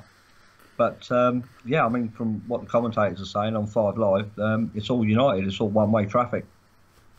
It is, and I mean, Haha Banter's not happy because he says it's not a boring game. I think, you know, to be honest, I think this is why we should have played Swansea. This is why we should have had a kid on the bench, because I don't think United fans get inspired watching the same old sort of Deadwood players. And I think for all the possession we've had, we've created a good couple of chances, but we need to create a hell of a lot more. And I think that the one thing I would agree with is that the tempo's too slow. There's not enough urgency in tempo. We saw it against Everton, but at Old Trafford we seem to be struggling with that. We saw it against Southampton last week and Burnley. United, we saw it against Man City, certainly. We didn't even turn up. What do you think United's problem is at Old Trafford at the moment? They just don't seem to be able to get the crowd up, get themselves up, get the tempo up. No, it is a strange one. I can only say that maybe it's the personnel in the team. Maybe they're just, you know, they're not exciting enough for us fans. You know, the Darbians, the the Mkhitaryan's, you know, the McTominays, they're not exciting flair players, are they? They're pretty dull and boring and just end up doing a job. So I just think maybe it's because, like, these flair players who aren't in the side, you know, there's not many players in this team, in the starting 11, that will make you get up out of your seat, is there really? No, not really. Not really at all. And we know we're a work in progress, but it is quite surprising that we're struggling to go through the gears at Old Trafford. It should, you know, the theatre of dreams, and we do seem to sort of get stuck into third. You know, I'm not saying it's terrible, but the TARDIS zone says 2 words: too slow, look tired. I think too slow is fair. Tired, I don't understand why we're tired. We've got a very, very big squad. I agree with Marcus though. It's probably not a good enough squad. And as Ahadu 212 says, too many average players. Yeah, there's not many exciting players in this team. You know, we all say that Martial's and Pogba, they're probably the only flair players. So it would probably take a bit of individual brilliance to unlock this game and get the first goal. And I think once the first goal goes in, I think it's basically curtains then, providing United just don't slip up and give it away. I think if we were at Derby, I'd be a little bit concerned, a bit like the Bristol game. But being at Old Trafford, I would agree. I don't think anyone needs to be concerned. We will win this game. I don't think we're going to batter them. I think 1 or 2-0 is probably what we're looking at now. I certainly think we were good enough to be 1-0 up. I mean, Sainarth is very defensive. He says, "Are you watching? No tempo, bullshit. We just aren't clinical. We had shot after shot and tried a lot." That rhymes. Pogba free kick saved. Mata saved. Free kick saved. Rashford missed 2 chances. We should be 4-0 up. Definitely Rashford had 2 good chances. The free kicks, to be honest, for anybody who's seen them, there was people saying world-class saves. I think both free kicks were good. They were on target, but I don't think they were.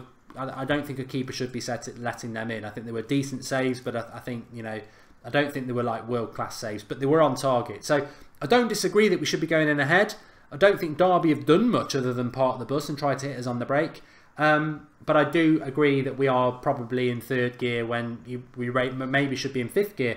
And I think we spoke about it before the game. I think the only way you're going to get... You know, ultimately, let's be honest. Let's hit this head on. We want to win the FA Cup, but it's round 3. It's Friday night. It's Derby County at home. Let's be totally arrogantly honest, like we are as United fans. It's a bit of a run-of-the-mill 3-0 win. That's what me and you spoke about, isn't it, Marcus? And then it is, yeah. When that doesn't transpire, we obviously get a little bit, this isn't good enough. You know, United are damned if they do and they're damned if they don't, which is why, I presume you're the same, which is why I think chucking a Twansibi in to start and another kid on the bench, it gives the fans a little bit of a spark, a little bit of excitement, enthusiasm. There's not really a lot of enthusiasm about playing 3 or 4 players that we'd rather weren't playing and... 2 or 3 players that are out of confidence. No, that's it. And you could probably say the same for if McTominay comes on. He's not a player that's going to get you out of your seat and think, oh yeah, you know, individual magic. He might do something. He's not that sort of player. The only player that's on the bench for me that can do that is Martial. So I would expect Martial to come on sometime in the second half, especially if it's still 0-0. Because he has that talent, he has that ability to go past 1 or 2 people. Same as Pogba, 1 or 2. You know, he can go past 1 or 2. we don't have that driving force in the midfield that's normally there in Matic. So we got to rely on pinpoint passes. And I think the only one that could really do that, well, there's two people in that team that could do that, and that's Pogba and Mata. And so far, I mean, yeah, we have had a good few chances on goal, and like I said earlier, we should be at least 2-0 up. We should be, and that comment is right. And what he says is it's a lack of clinical finishing. Yeah, I agree. Confident we'll get it won in the second half. Yeah, I'm confident. I mean, I've not heard anything from Derby on the radio to suggest otherwise. It is just a matter of getting that first goal, and then that gives the crowd something to cheer about, a bit of a lift around the stadium, and hopefully we can push on and get the second, and that's it done. Yeah. But I don't buy into this tiredness thing, because these players, like I said earlier, 9-10 days till Stoke, so they can get plenty of rest then. So yeah, I mean, get at them, get the game finished, get it over and won, and that's it. Job done, isn't it? I'm just reading this message that Mr. Hazard's on about. Anyway, Mkhitaryan is put in the... Oh, I've missed that one now. Derby are tiring. It will end 5-0, says Verb Plural. You know, would you make any substitution? Because I think that is I mean, Ivan says tempo is not a problem. Kill him, everybody in the live comments. It really is. We need, I would argue that point for Manchester United. That tempo is not good enough. It's not good enough, and that is a compliment. We can play far quicker than that. And when you look at teams like Liverpool and City and Spurs, and even Arsenal, their tempo is far, far quicker than us in the final third. We are very sort of sideways pass, forward pass. We need to be far more direct, far more confident, and far quicker. And we're definitely playing in third gear, and we could be in fifth. But that may be because we've got a few players that are lacking confidence. I mean, Rashford should have had a couple of goals in that half. Marcus, would you make any changes? No, not for me at the minute. I think this team's done well enough in the first half. It's been a pretty much one-way traffic from, again, what I've heard on the radio. So, no, I think this team, it can score a goal. We should be winning the game. It's just sheer bad luck and good saves that, unfortunately, we're not at the minute. But Aidan Santisteban has just said Rashford out. If he doesn't turn it round in this second half and get a goal or two, we will end another Manchester United game where Rashford's, as well. I'm often asked who's your favourite player at Manchester United, and I always say Martial and Rashford for different reasons. I can't hide from the fact that Rashford's been pretty poor for 2 months. I hide away from that because my only excuse is that I think he's playing too much football and he's having a bit of a burnout, and he's only just turned 20, and that happens. But if he comes away from another game with another below par performance, should there be any concerns about Rashford? No, I don't think so. He's a young lad. He's still learning his trade. I think when he gets to 20, Martial's age, because Martial's a little bit older, isn't he? 21, 22 now. So I think when he gets to Martial's age, then probably there's a cause for concern. But I mean, let's not forget, like we said earlier, they are tired. Rashford, he is tired, as we know, but they've got another 10. They got 10 days off soon, 9-10 days off. So he should be giving it his all. But the usual thing will happen, Mark. You'll see Martial come on, and he'll probably take Rashford off. But Mkhitaryan again, he's not been very good. The commentators on 5 Live were saying his end product's been a bit poor again tonight, and he don't look himself. So I don't know what he's looking like to you live on the TV. It's not on in the UK, but it's he is. Well, it was only yesterday there was talk about him going to Inter Milan. So I don't know. We spoke about it at the start of the game. I don't think there was anything that was ever going to happen for Mkhitaryan today. Even if he scores a hat-trick, I still don't trust him. So I think he might have. This talk he's even been taken off at half-time, which again, I mean, I almost feel sorry for him, because it's like he didn't have a terrible first half, but I don't think Mourinho should have picked him. and then he pulls him off at half time. That's what she said. But you know what I mean? It's like he picks him when he shouldn't have picked him, and then he takes him up at half time, which pretty much humiliates him. And I think we were already at that stage before the game anyway. So I think it was a bit of a... I feel sorry for him, actually. I think he didn't need to go through that. I think we all know he's pretty much finished. And, you know, I think he certainly is now if he's taken off at half-time against Derby. I mean, for those people who thought he might be being put in the shop window, I mean, he's probably just knocked 5 million off his value. Well, I think as well, I mean, you know, if he wants to try and improve his form, it's not a good confidence boost for him, is it, if he's been dragged off at half-time? So it's only going to make him worse, as far as I'm concerned. So it's probably curtains for him. Probably in the summer. I wouldn't say this month. I'd probably say the summer if Jose's got to make do with what he's got. Yeah, and I say 5 million off his price. I think we got him for a very good price. I think that's one thing where, you know, United, you know, you're looking at Lukaku coming on, and a lot of people think he was overpriced, and maybe he was. But I like Lukaku. But in relation to Mkhitaryan, we paid 25 million for him. I still think at 28, we'd probably still expect to get 20 back. And for a flop, that's not too bad. So I don't think it will make that much of a difference. But yeah, maybe something can be done with Perisic with him. Don't know. I'll bloody love it. I'll bloody love it if we did. You never know if someone in Italy wants him. You never know. I mean, Sandro's available, isn't he, at Juventus? Possible. But yeah, definitely, I do think it's curtains for him. I think he'll be gone by the summer at the earliest. Yeah. Okay. Thanks for coming on, Marcus. And, no worries, mate. I'll send you a message in a minute because I could do with a little bit of help. But thanks for that, and I'll speak to you soon. No worries, mate. Later. Bye. Cheers. Ta-da. You can follow Marcus on Twitter at MadMarcus, and let me just close that down. I think I have started the. That's good. The time has started. Lukaku on for Mkhitaryan, possibly the end of Mkhitaryan. Again, I don't really understand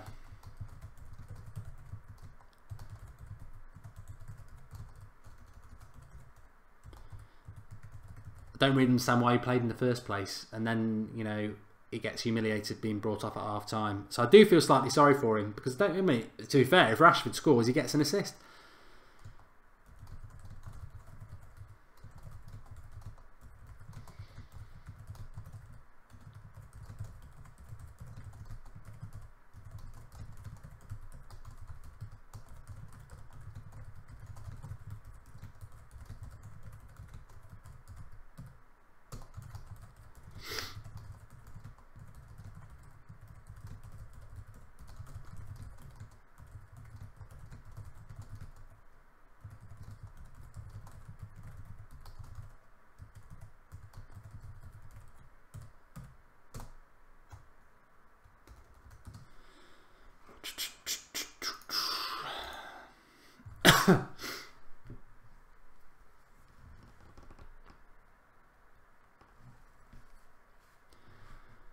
Everton have signed Toussaint, Manchester United 1 says. A few people are saying that, actually.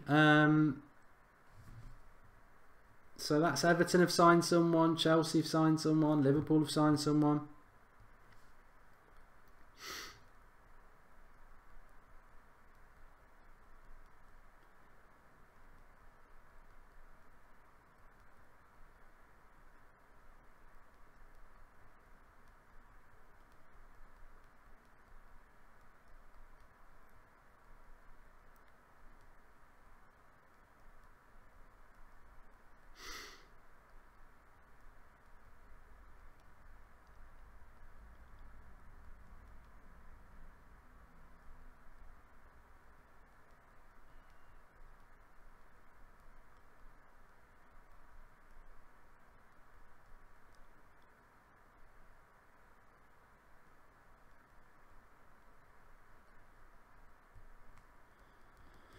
Right.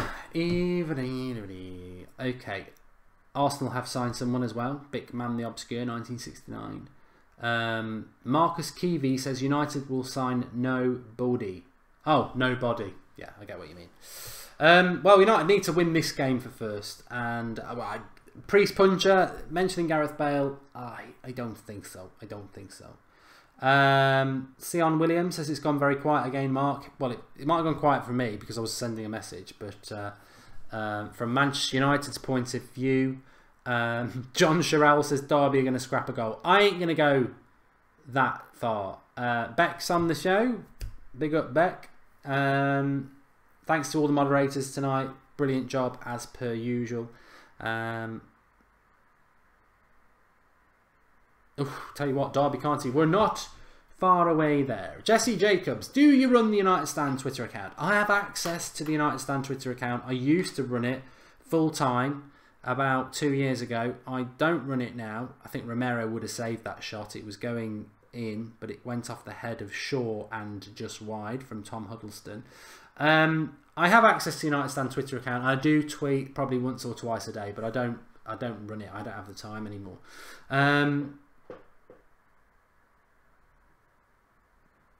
We need Dybala so badly, says Joseph Alpha. There's loads of players. Araf says Fabinho and Nainggolan. I noticed that Nainggolan did get dropped from Roma for a New Year's Eve party drinking. I mean, I'd love Nainggolan at Manchester United, but he smokes and he likes to drink as well. So he wouldn't probably not fit in well at Manchester United, especially with the British media. But I would love a midfielder of that quality, and I'm sure Mourinho would as well, but I don't expect him coming anytime soon. So Lukaku's on for Mkhitaryan. Mickey off at half time. You'd have to say that's the end.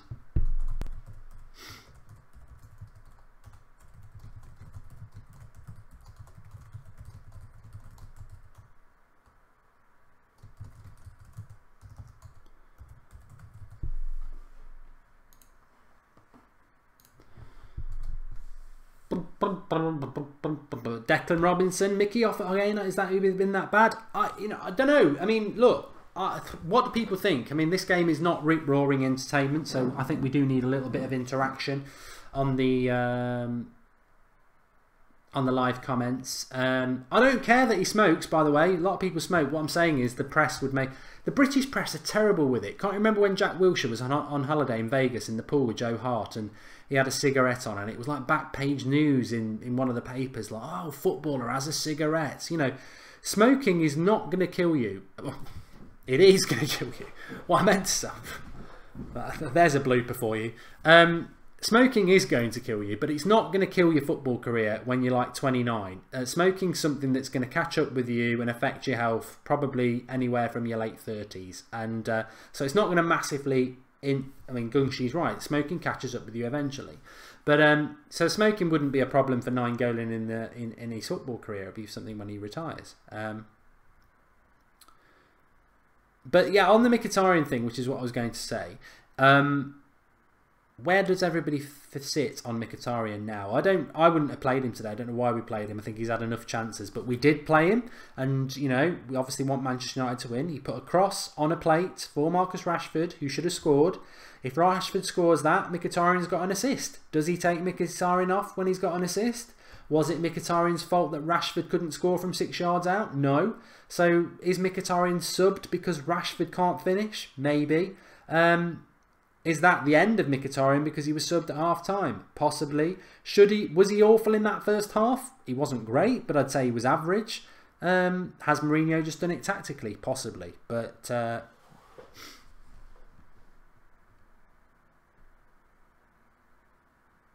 Purple Fang says, would you rather buy Sergio Ramos or Willian, defender or midfielder? For me, it would be Willian, 100%. We do need that sort of a player. And second half was pretty much followed on from the first. United with all the chances, and Derby sort of trying to hit us on the break. I'm sure at some point there will be a Manchester United goal. Tito the Fool says that was close. Killing effort from Pogba.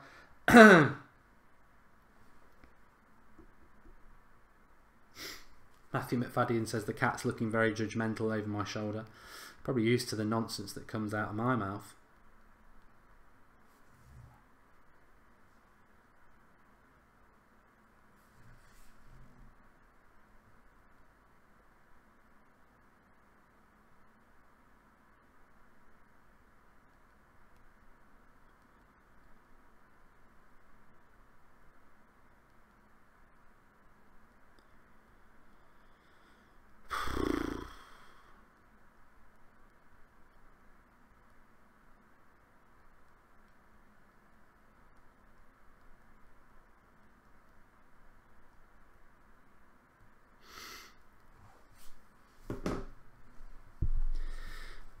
Bam, bam. Glenn Light says we can't score at the moment because we're not creating enough chances.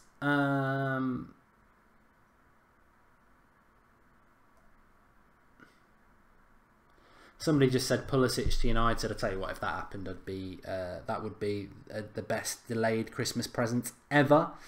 It won't happen. It won't happen. It won't go to a replay, I don't think. Spike spoke. Somebody in the live comments will have more knowledge on me on the technicalities. J Legend has just subscribed. Welcome to the channel. Remember, if you are new, subscribe to the United Stands, bottom right hand corner with the hologram, and click the bell and get all your notifications on because we are a live content channel. Lukaku has just headed wide, and we will be live tomorrow morning at about 10:30 with a transfer show. We are live every evening at 8 o'clock. We'll be live tomorrow night at 8 o'clock as per usual, and all the way through the week. And every morning, Monday to Friday, 7 AM, we've got transfer daily. United pushing for a goal at the moment, so I think a goal will be incoming very, very soon.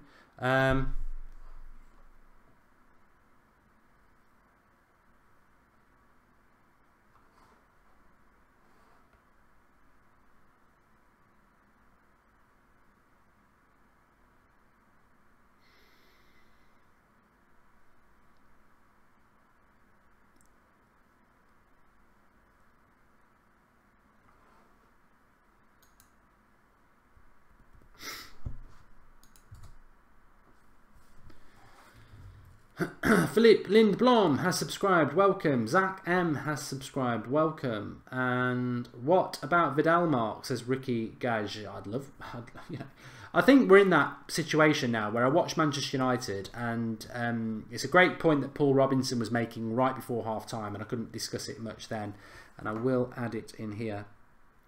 And that is that, Daley Blind's had his contract extended by a year, and I ain't got anything massively wrong with Daley Blind, but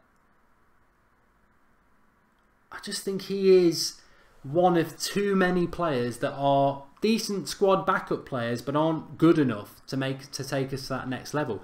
We've got too many players that are good backup players and not enough players that are first team players, and that's the problem. Beastmaster wants me to just do my hair like it is after the shower one day.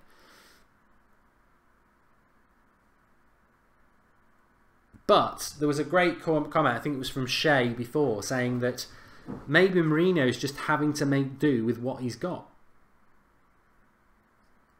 Matthew McFadden's right. Mkhitaryan's been fantastic in the second half.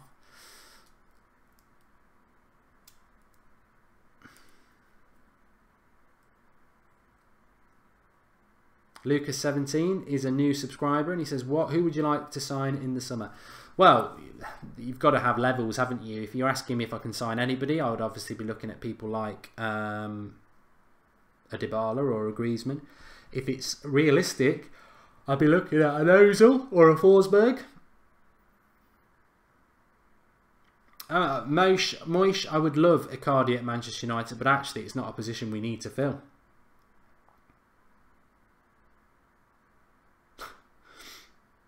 That was absolutely terrible, that cross from Rashford, wasn't it? So, anybody know, is it penalties or is it extra time? Because we're all desperate to find out.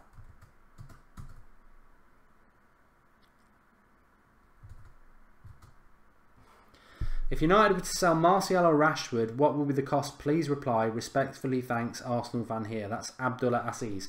They're not for sale, mate, but I would say Anthony Martial in the current market's got to be touching 100 million. And Marcus Rashford, it's hard to tell with Rashford.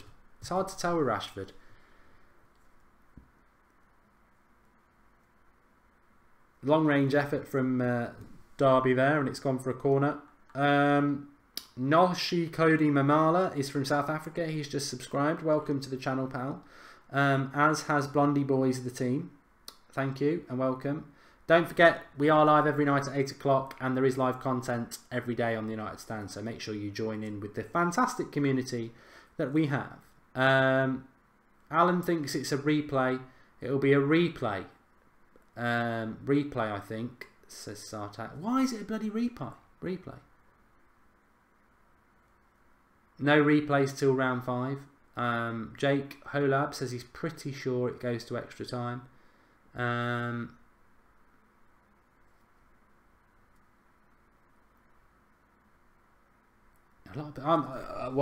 none the wiser then, because a lot of people are saying a replay, then a lot of people are saying extra time.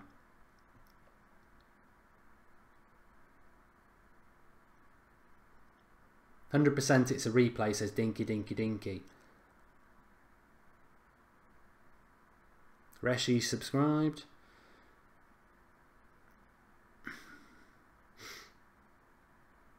Good little bit of running there from Lukaku. Now Rashford in down the left.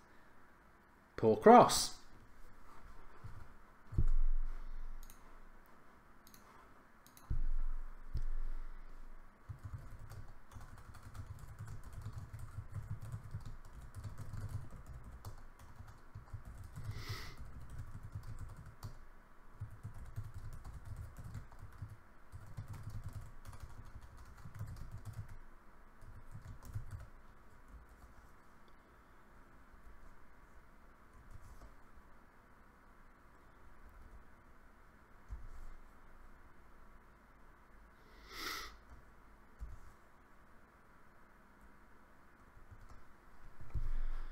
Take me to church.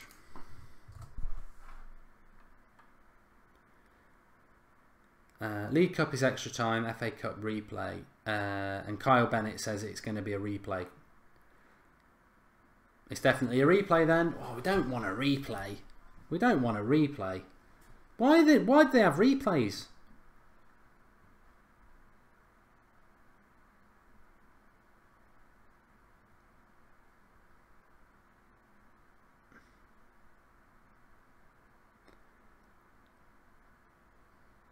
Definitely a replay.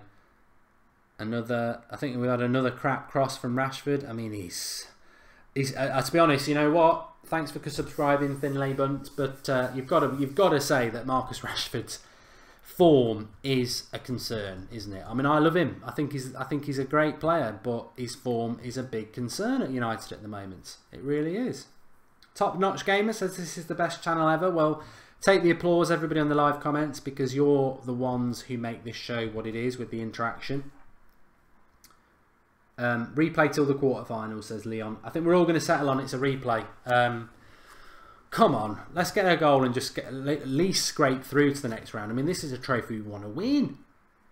Manu Stu says, how Luke Shaw playing? Okay.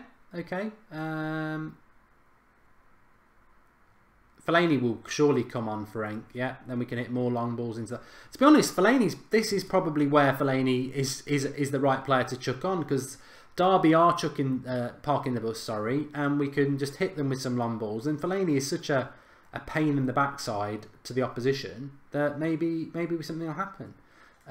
Jens Borval says that thanks for the contribution. He says difference between Romero and De Gea is very telling.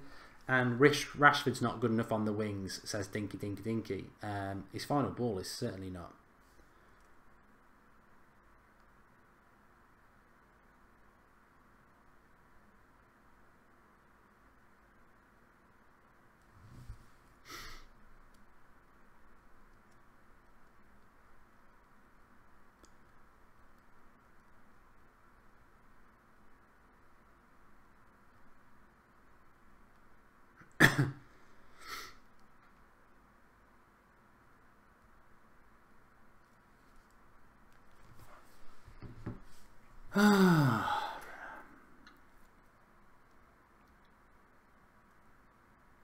Everton have equalised at least. Surely you've got to feel a goal's coming for United. I mean, I think even if we can get, it's one of those sort of games where Derby aren't really showing a lot. So if United can just get the first goal, I think we'll be home and hosed.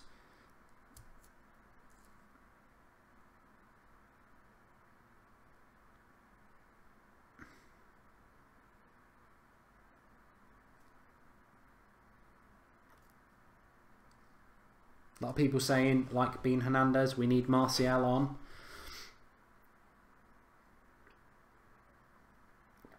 Jose seems to feel that we're knocking on the door.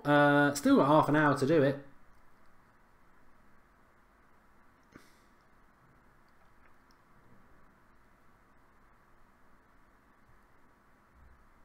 HDX has quit. Well, we'll probably score now. It's what always happens when you never quit on Manchester United. You know, we're in it for the good, the bad, and the ugly. So I can't do that. I can't. I never understand the leaving early brigade either at matches. It maketh no sense.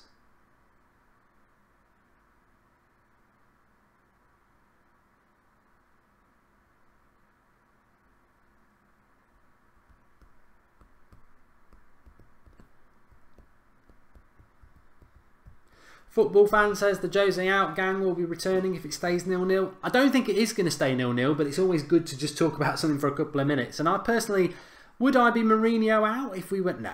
I mean, I've phrased that wrong straight away. I mean, I'm not going to be Mourinho out even if we lose this game, because that's ridiculous. But I think he's made a couple of mistakes in this game. I think the team that he picked was way too uninspiring, and it was never going to motivate the crowd. And at Old Trafford at the moment, I don't feel that we are motivating the crowd enough. I don't feel that we're getting the tempo up enough. And I think a lot of that is now down to some of the team selections. I mean, Mkhitaryan in the team today, there's not going to be many fans that are like, oh, come on, Mickey, prove us all wrong. Because he's had too many chances. And, you know, consistency in football tends to be a giveaway that they're not good enough, and he's not good enough. So that selection today would have already, when people at the ground pick up the programme, would have gone, oh, Mkhitaryan again. Oh, where's Twansibi? I thought he was starting. So straight away the fans are, you know, they're not negative, but they're not as excited as they could be. And I think Sir Alex Ferguson was always brilliant at that. A couple of exciting selections, even if it's just chucking a kid on the bench that you're never going to use, it gets some enthusiasm in the ground. Like bringing Martial on now, like he's going to, that will get the crowd going a little bit, and then that will get the players going, and that will make a difference. And I think that's the issue with United at the moment, is Mourinho probably still doesn't realise how important the crowd and the fans are in reflecting how the pitch on the pitch and how the team respond. And I think today he missed a little bit of a trick there, but we should still have enough to get through, hopefully. You never know in football though. I think, you know, if Derby were to nick a goal on the break, that would present a problem for us. I think it really would, because we've sort of laid siege to their goal, and nothing's happened. Martial on, Mata off.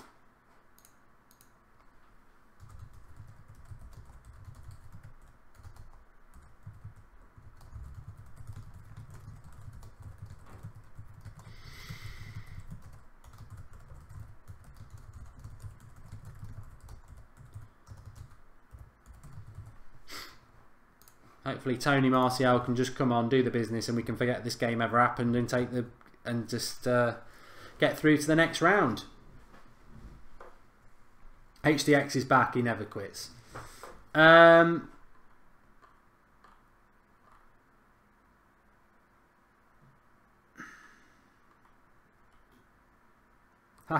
the fans were chanting for Martial to come on. There's no guarantees in football, and I always empathise with the. Do you feel sorry for the 70-odd thousand United fans who've paid to watch this? But a lot of people don't empathise with it because they're like, well, you know, if you support your club, then you know you're going to go to games that are quite dull and boring. Unfortunately, we've had 25 years of brilliant football, and we've had 4 years of pretty mediocre. Is that quite generous football at Old Trafford? But you know, I don't think Mourinho ever sends United out to be boring. Well, obviously he does sometimes, park the bus away from home, but not at Old Trafford. I don't think he sets his team out to be boring. And I think the players, we just don't create enough chances. And I think it's it's another sign that we do need to sign players. And I think Pogba's just hit another shot wide there. I mean, he could have had a hat-trick tonight.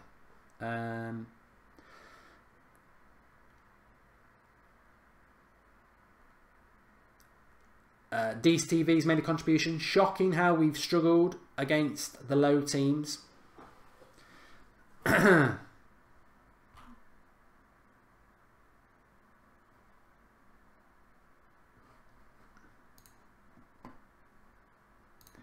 I think we'll win the game? I do. I think we'll get the game won, and I think we can move on and focus on hopefully getting some transfer business done over the next 10 days, because that is what United need to do.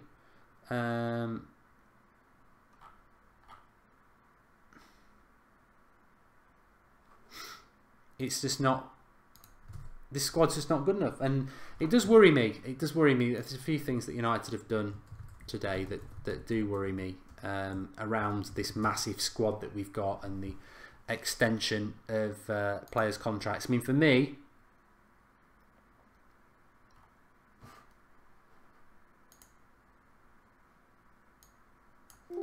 I thought that Daley Blind was a good player to get rid of this summer, this January.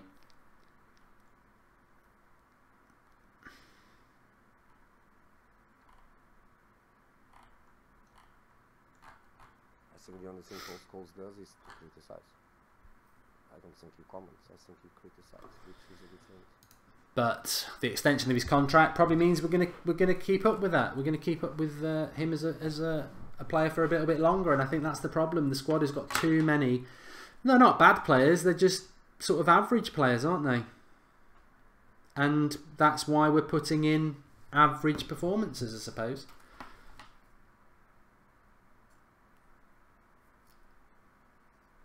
I mean, poor old Rashford, he doesn't look like he can hit the ocean from a boat at the moment, but we're pushing. Again, another bad cross.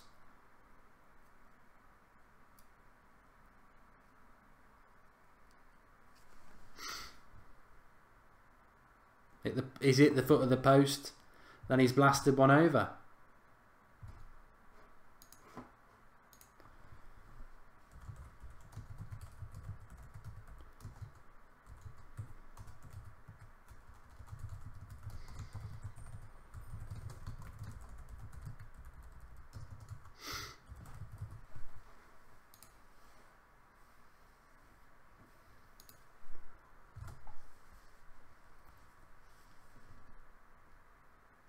I mean, to be fair, that one that from Rashford there, he gets it outright, hits it lovely, smacks it against the bottom of the post. If that goes in, everyone's like, "What a finish!" It's just he can't buy any luck at the moment, can he, Rashford? I mean, he could have had two. He should have had two tonight at least. And I agree with you, Ray Cole Brown. I feel sorry for him. I mean, some of his play's been terrible tonight. His crossing and some of his shots have been terrible. But the two that have hit in the post, I mean, they should be goals.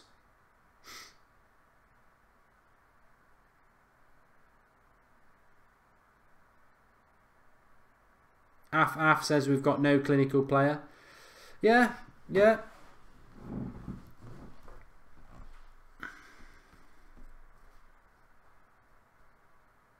Misha says, do I think Lingard's earned the number 7 shirt? Bloody hell, I mean, I won't go that far, mate. No way.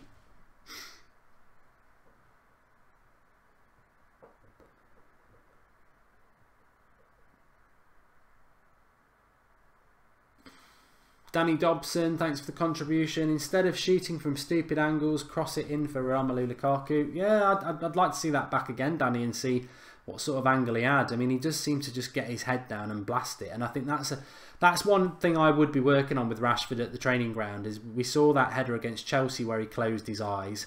I've seen a couple of one-on-ones where he puts his head down and just blasts it. You need to get your eyes open and your head up, because if you've got your eyes open and your head up, you can see where you're heading it, you can see where you're finishing it, and you can also see opportunities for others. And I think that is something that he definitely does need to work on. But he's young enough to do it. I mean, he's only just turned 20.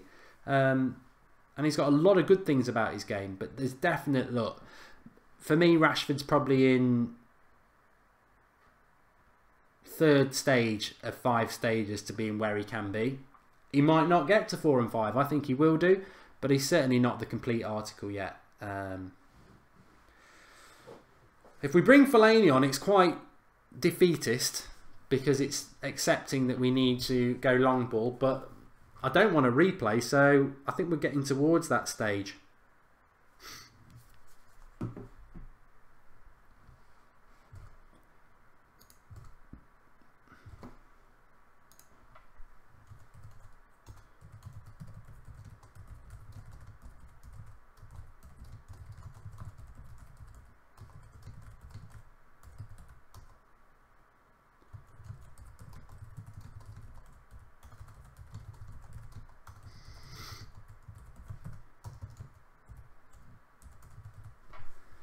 Think I better leave right now.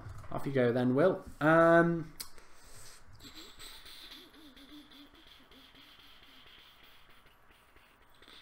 Manchester United says this is terrible as normal. Don't beat yourself up, mate. And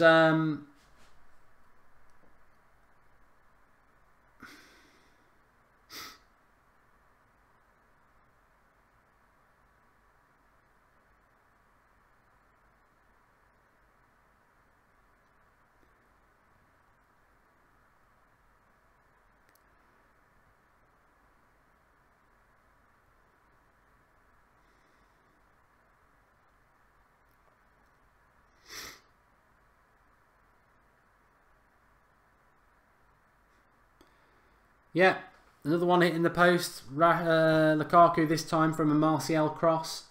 We're pushing hard. We're pushing hard. I still think we're going to win it.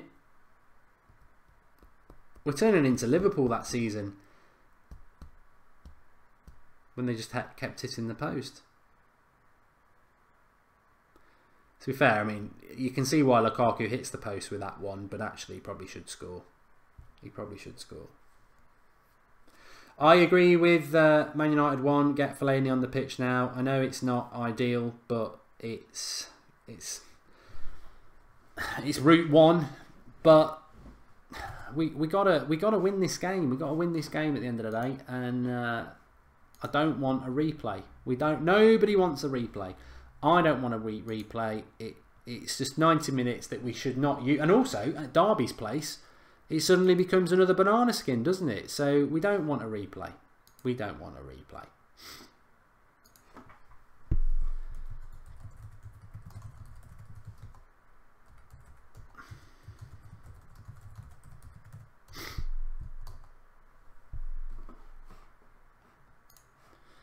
Oh,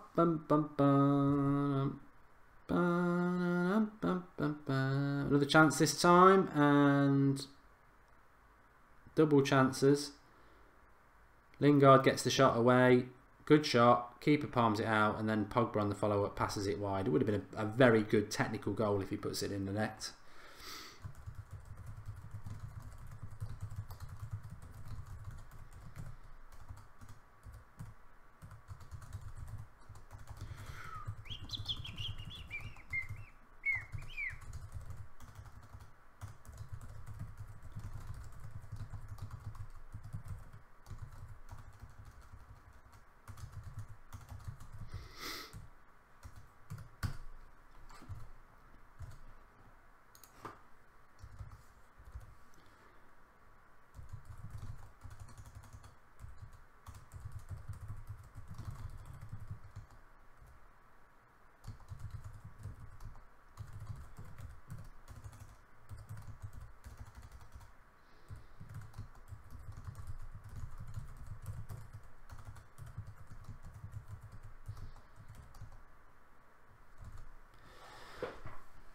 "13 minutes to go." That's what we got on the board. 13 minutes to go. I don't know. I suppose the closer you get to full time, the closer you start to think, what is a 0-0 draw at Old Trafford against Manchester United, against Derby County in the FA Cup? What is that? How do you perceive that? Obviously, it's a draw, Mark, but you know, how do you interpret that? And I think for me, it is a wasted opportunity because it means another 90 minutes. It's another game we don't need to play. And actually, it's a wasted opportunity because it's Derby County at home in a cup that we'd like to win this year. And suddenly you've got a replay in a game that, and there's no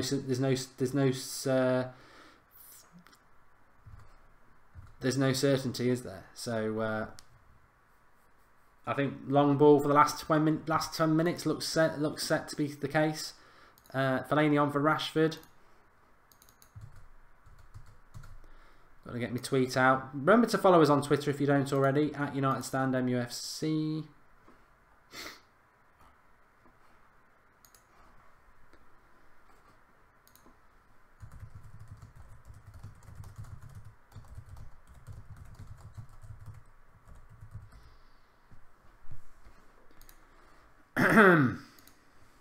See what he's got. Just get your head on it, please, says Daniel. I think, yeah, at this stage, Daniel, I would agree with you. Any holes a goal? Is that right? That's not right. That's not the sort of comment we want on the United stand. But you know what I mean? You know what I mean? Any goal will do.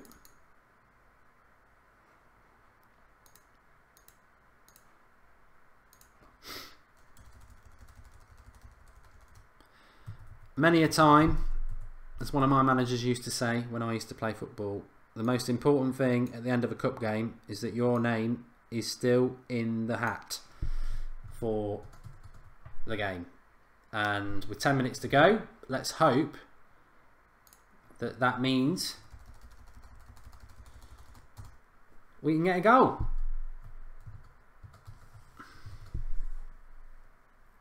Liverpool have scored. Van Dijk, you couldn't bloody write it. They'll be winning the Champions League this year now. Liverpool fans, ugh, they make you sick.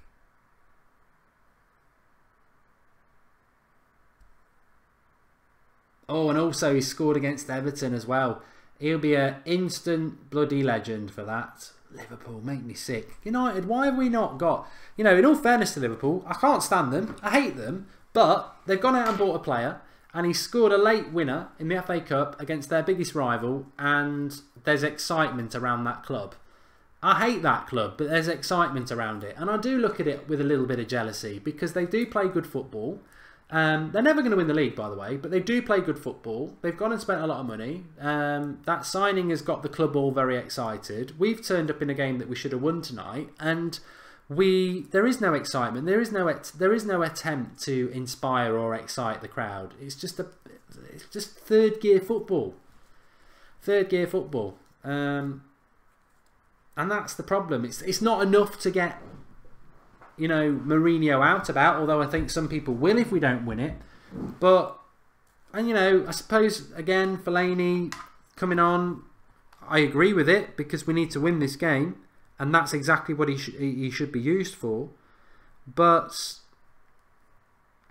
it's almost indicative again, isn't it, of what the problems are at Manchester United. That we are... You know, our solution is long ball and Fellaini to win a game. Not many other clubs do that.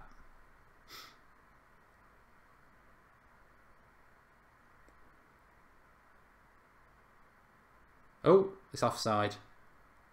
Oh, nearly was an own goal. Cross came in, but I think the United defender knew it.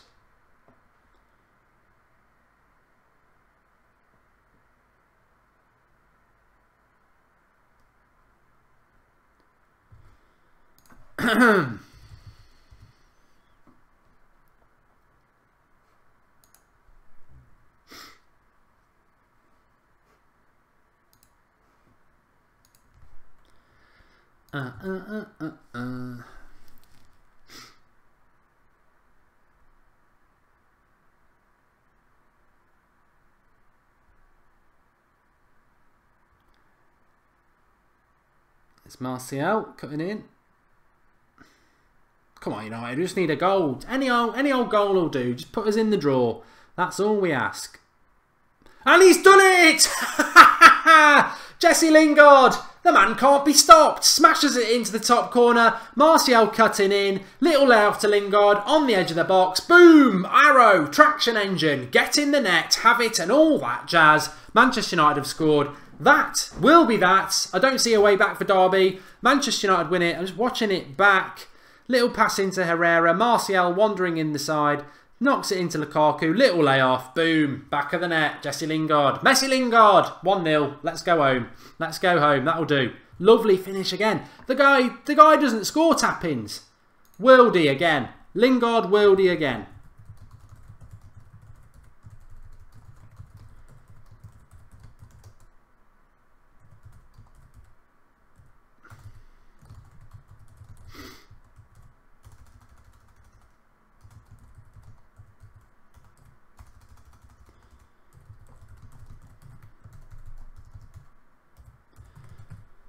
The man is hot. Hot, hot, hot. Hot, hot, hot, hot. Well, we just want to be in the draw. We just want to be in the draw. And what a finish. What a finish. What a finish. And that'll be it. I mean, that'll be it. You know, regardless of bloody poor performances, third gear football or anything like that. End of the day, Jose's going to be more than aware of what the problems are at Manchester United, and we win. We move to the draw. We don't have a replay. Positives, positives, positives. So we've had to, worth waiting for. Sometimes you just got to wait. You got to wait. Lovely stuff. Well done. Well done, that man. Well done, that man.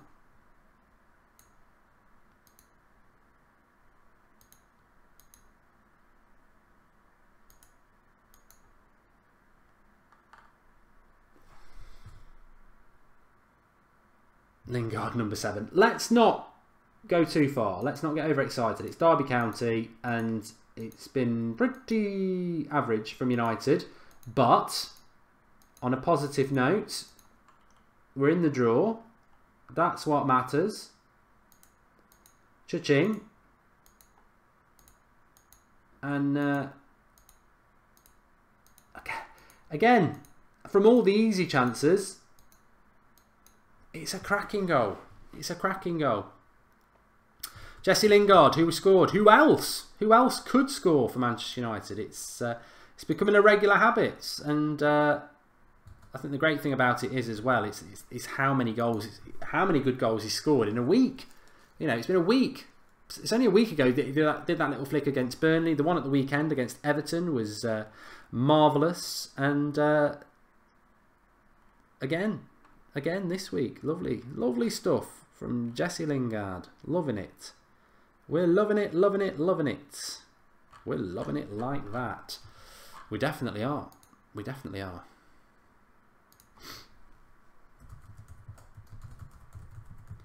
I wouldn't imagine that the draw is going to be any time soon, because this is only the Friday night.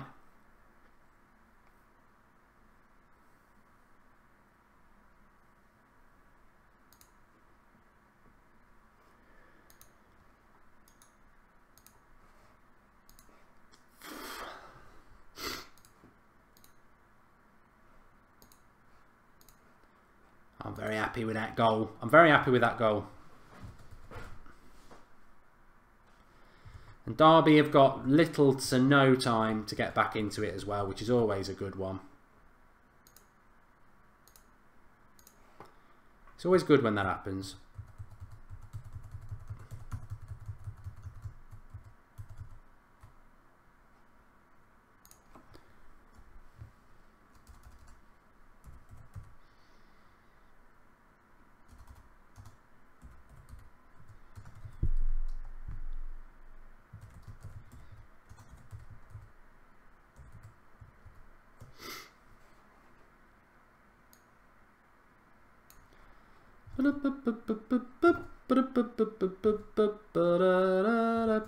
I mean, Old Trafford is emptying though. They've seen enough. They've seen another cracker from Lingard. That's all they want to see today. And wow, magnificent, magnificent from Jesse Lingard. Gets us the points.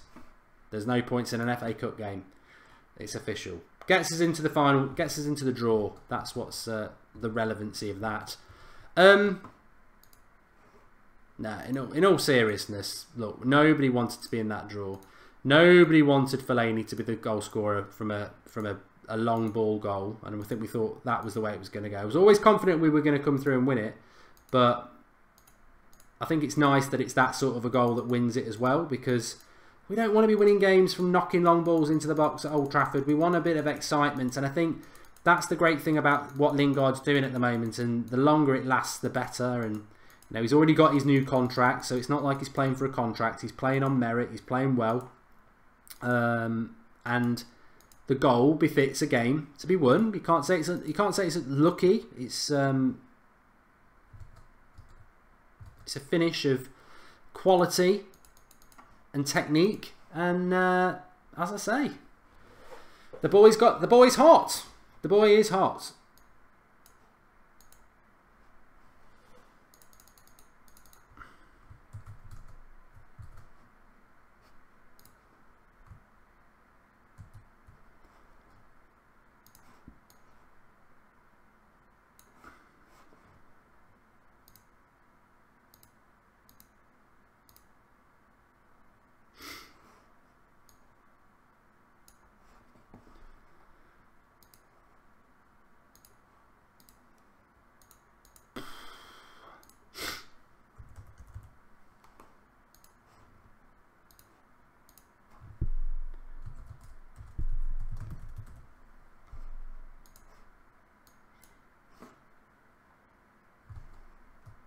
And we've got another goal. It's Lukaku as well. I'm messing around. I'm doing too many things at once. And we've had another goal. And it's, I think it's Martial again. Brilliance from Martial. Lukaku. Long ball out. Lukaku holds it up. He's got Martial on the overlap. Unselfishly gives it to Martial. Gives it him back. And good night. Vienna. 2-0. Lovely stuff. Nice little bit of a break on the break from Manchester United there. And Lukaku and Lingard winning it for United.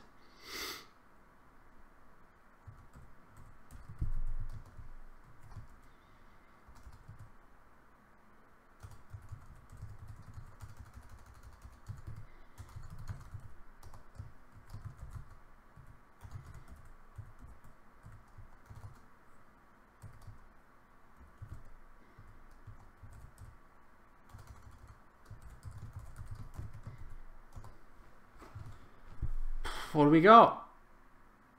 What do we got? Not long left. Is that what we've got? So, everybody in the live comments, give us your thoughts on the game.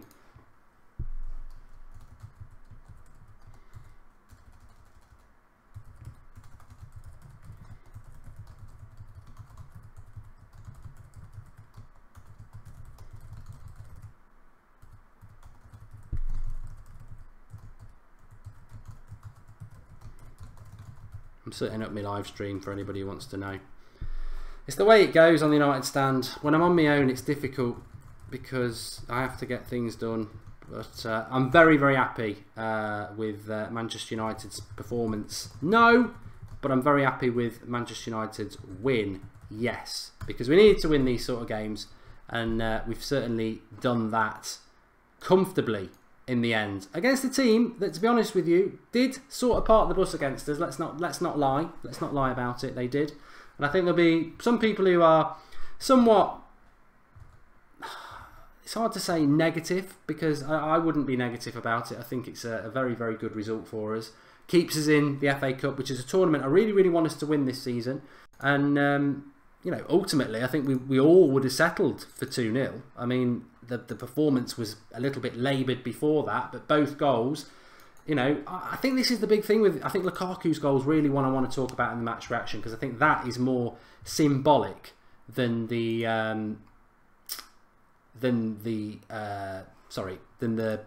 Lingard goal, because it's.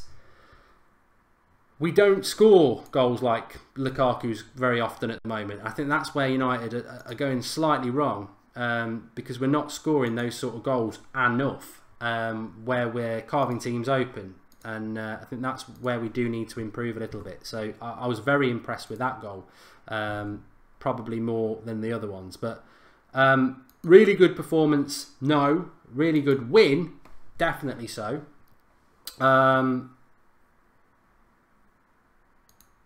Man of the match, I'll give it a couple of minutes, and I'll talk about that on the match reaction, which you can go over to.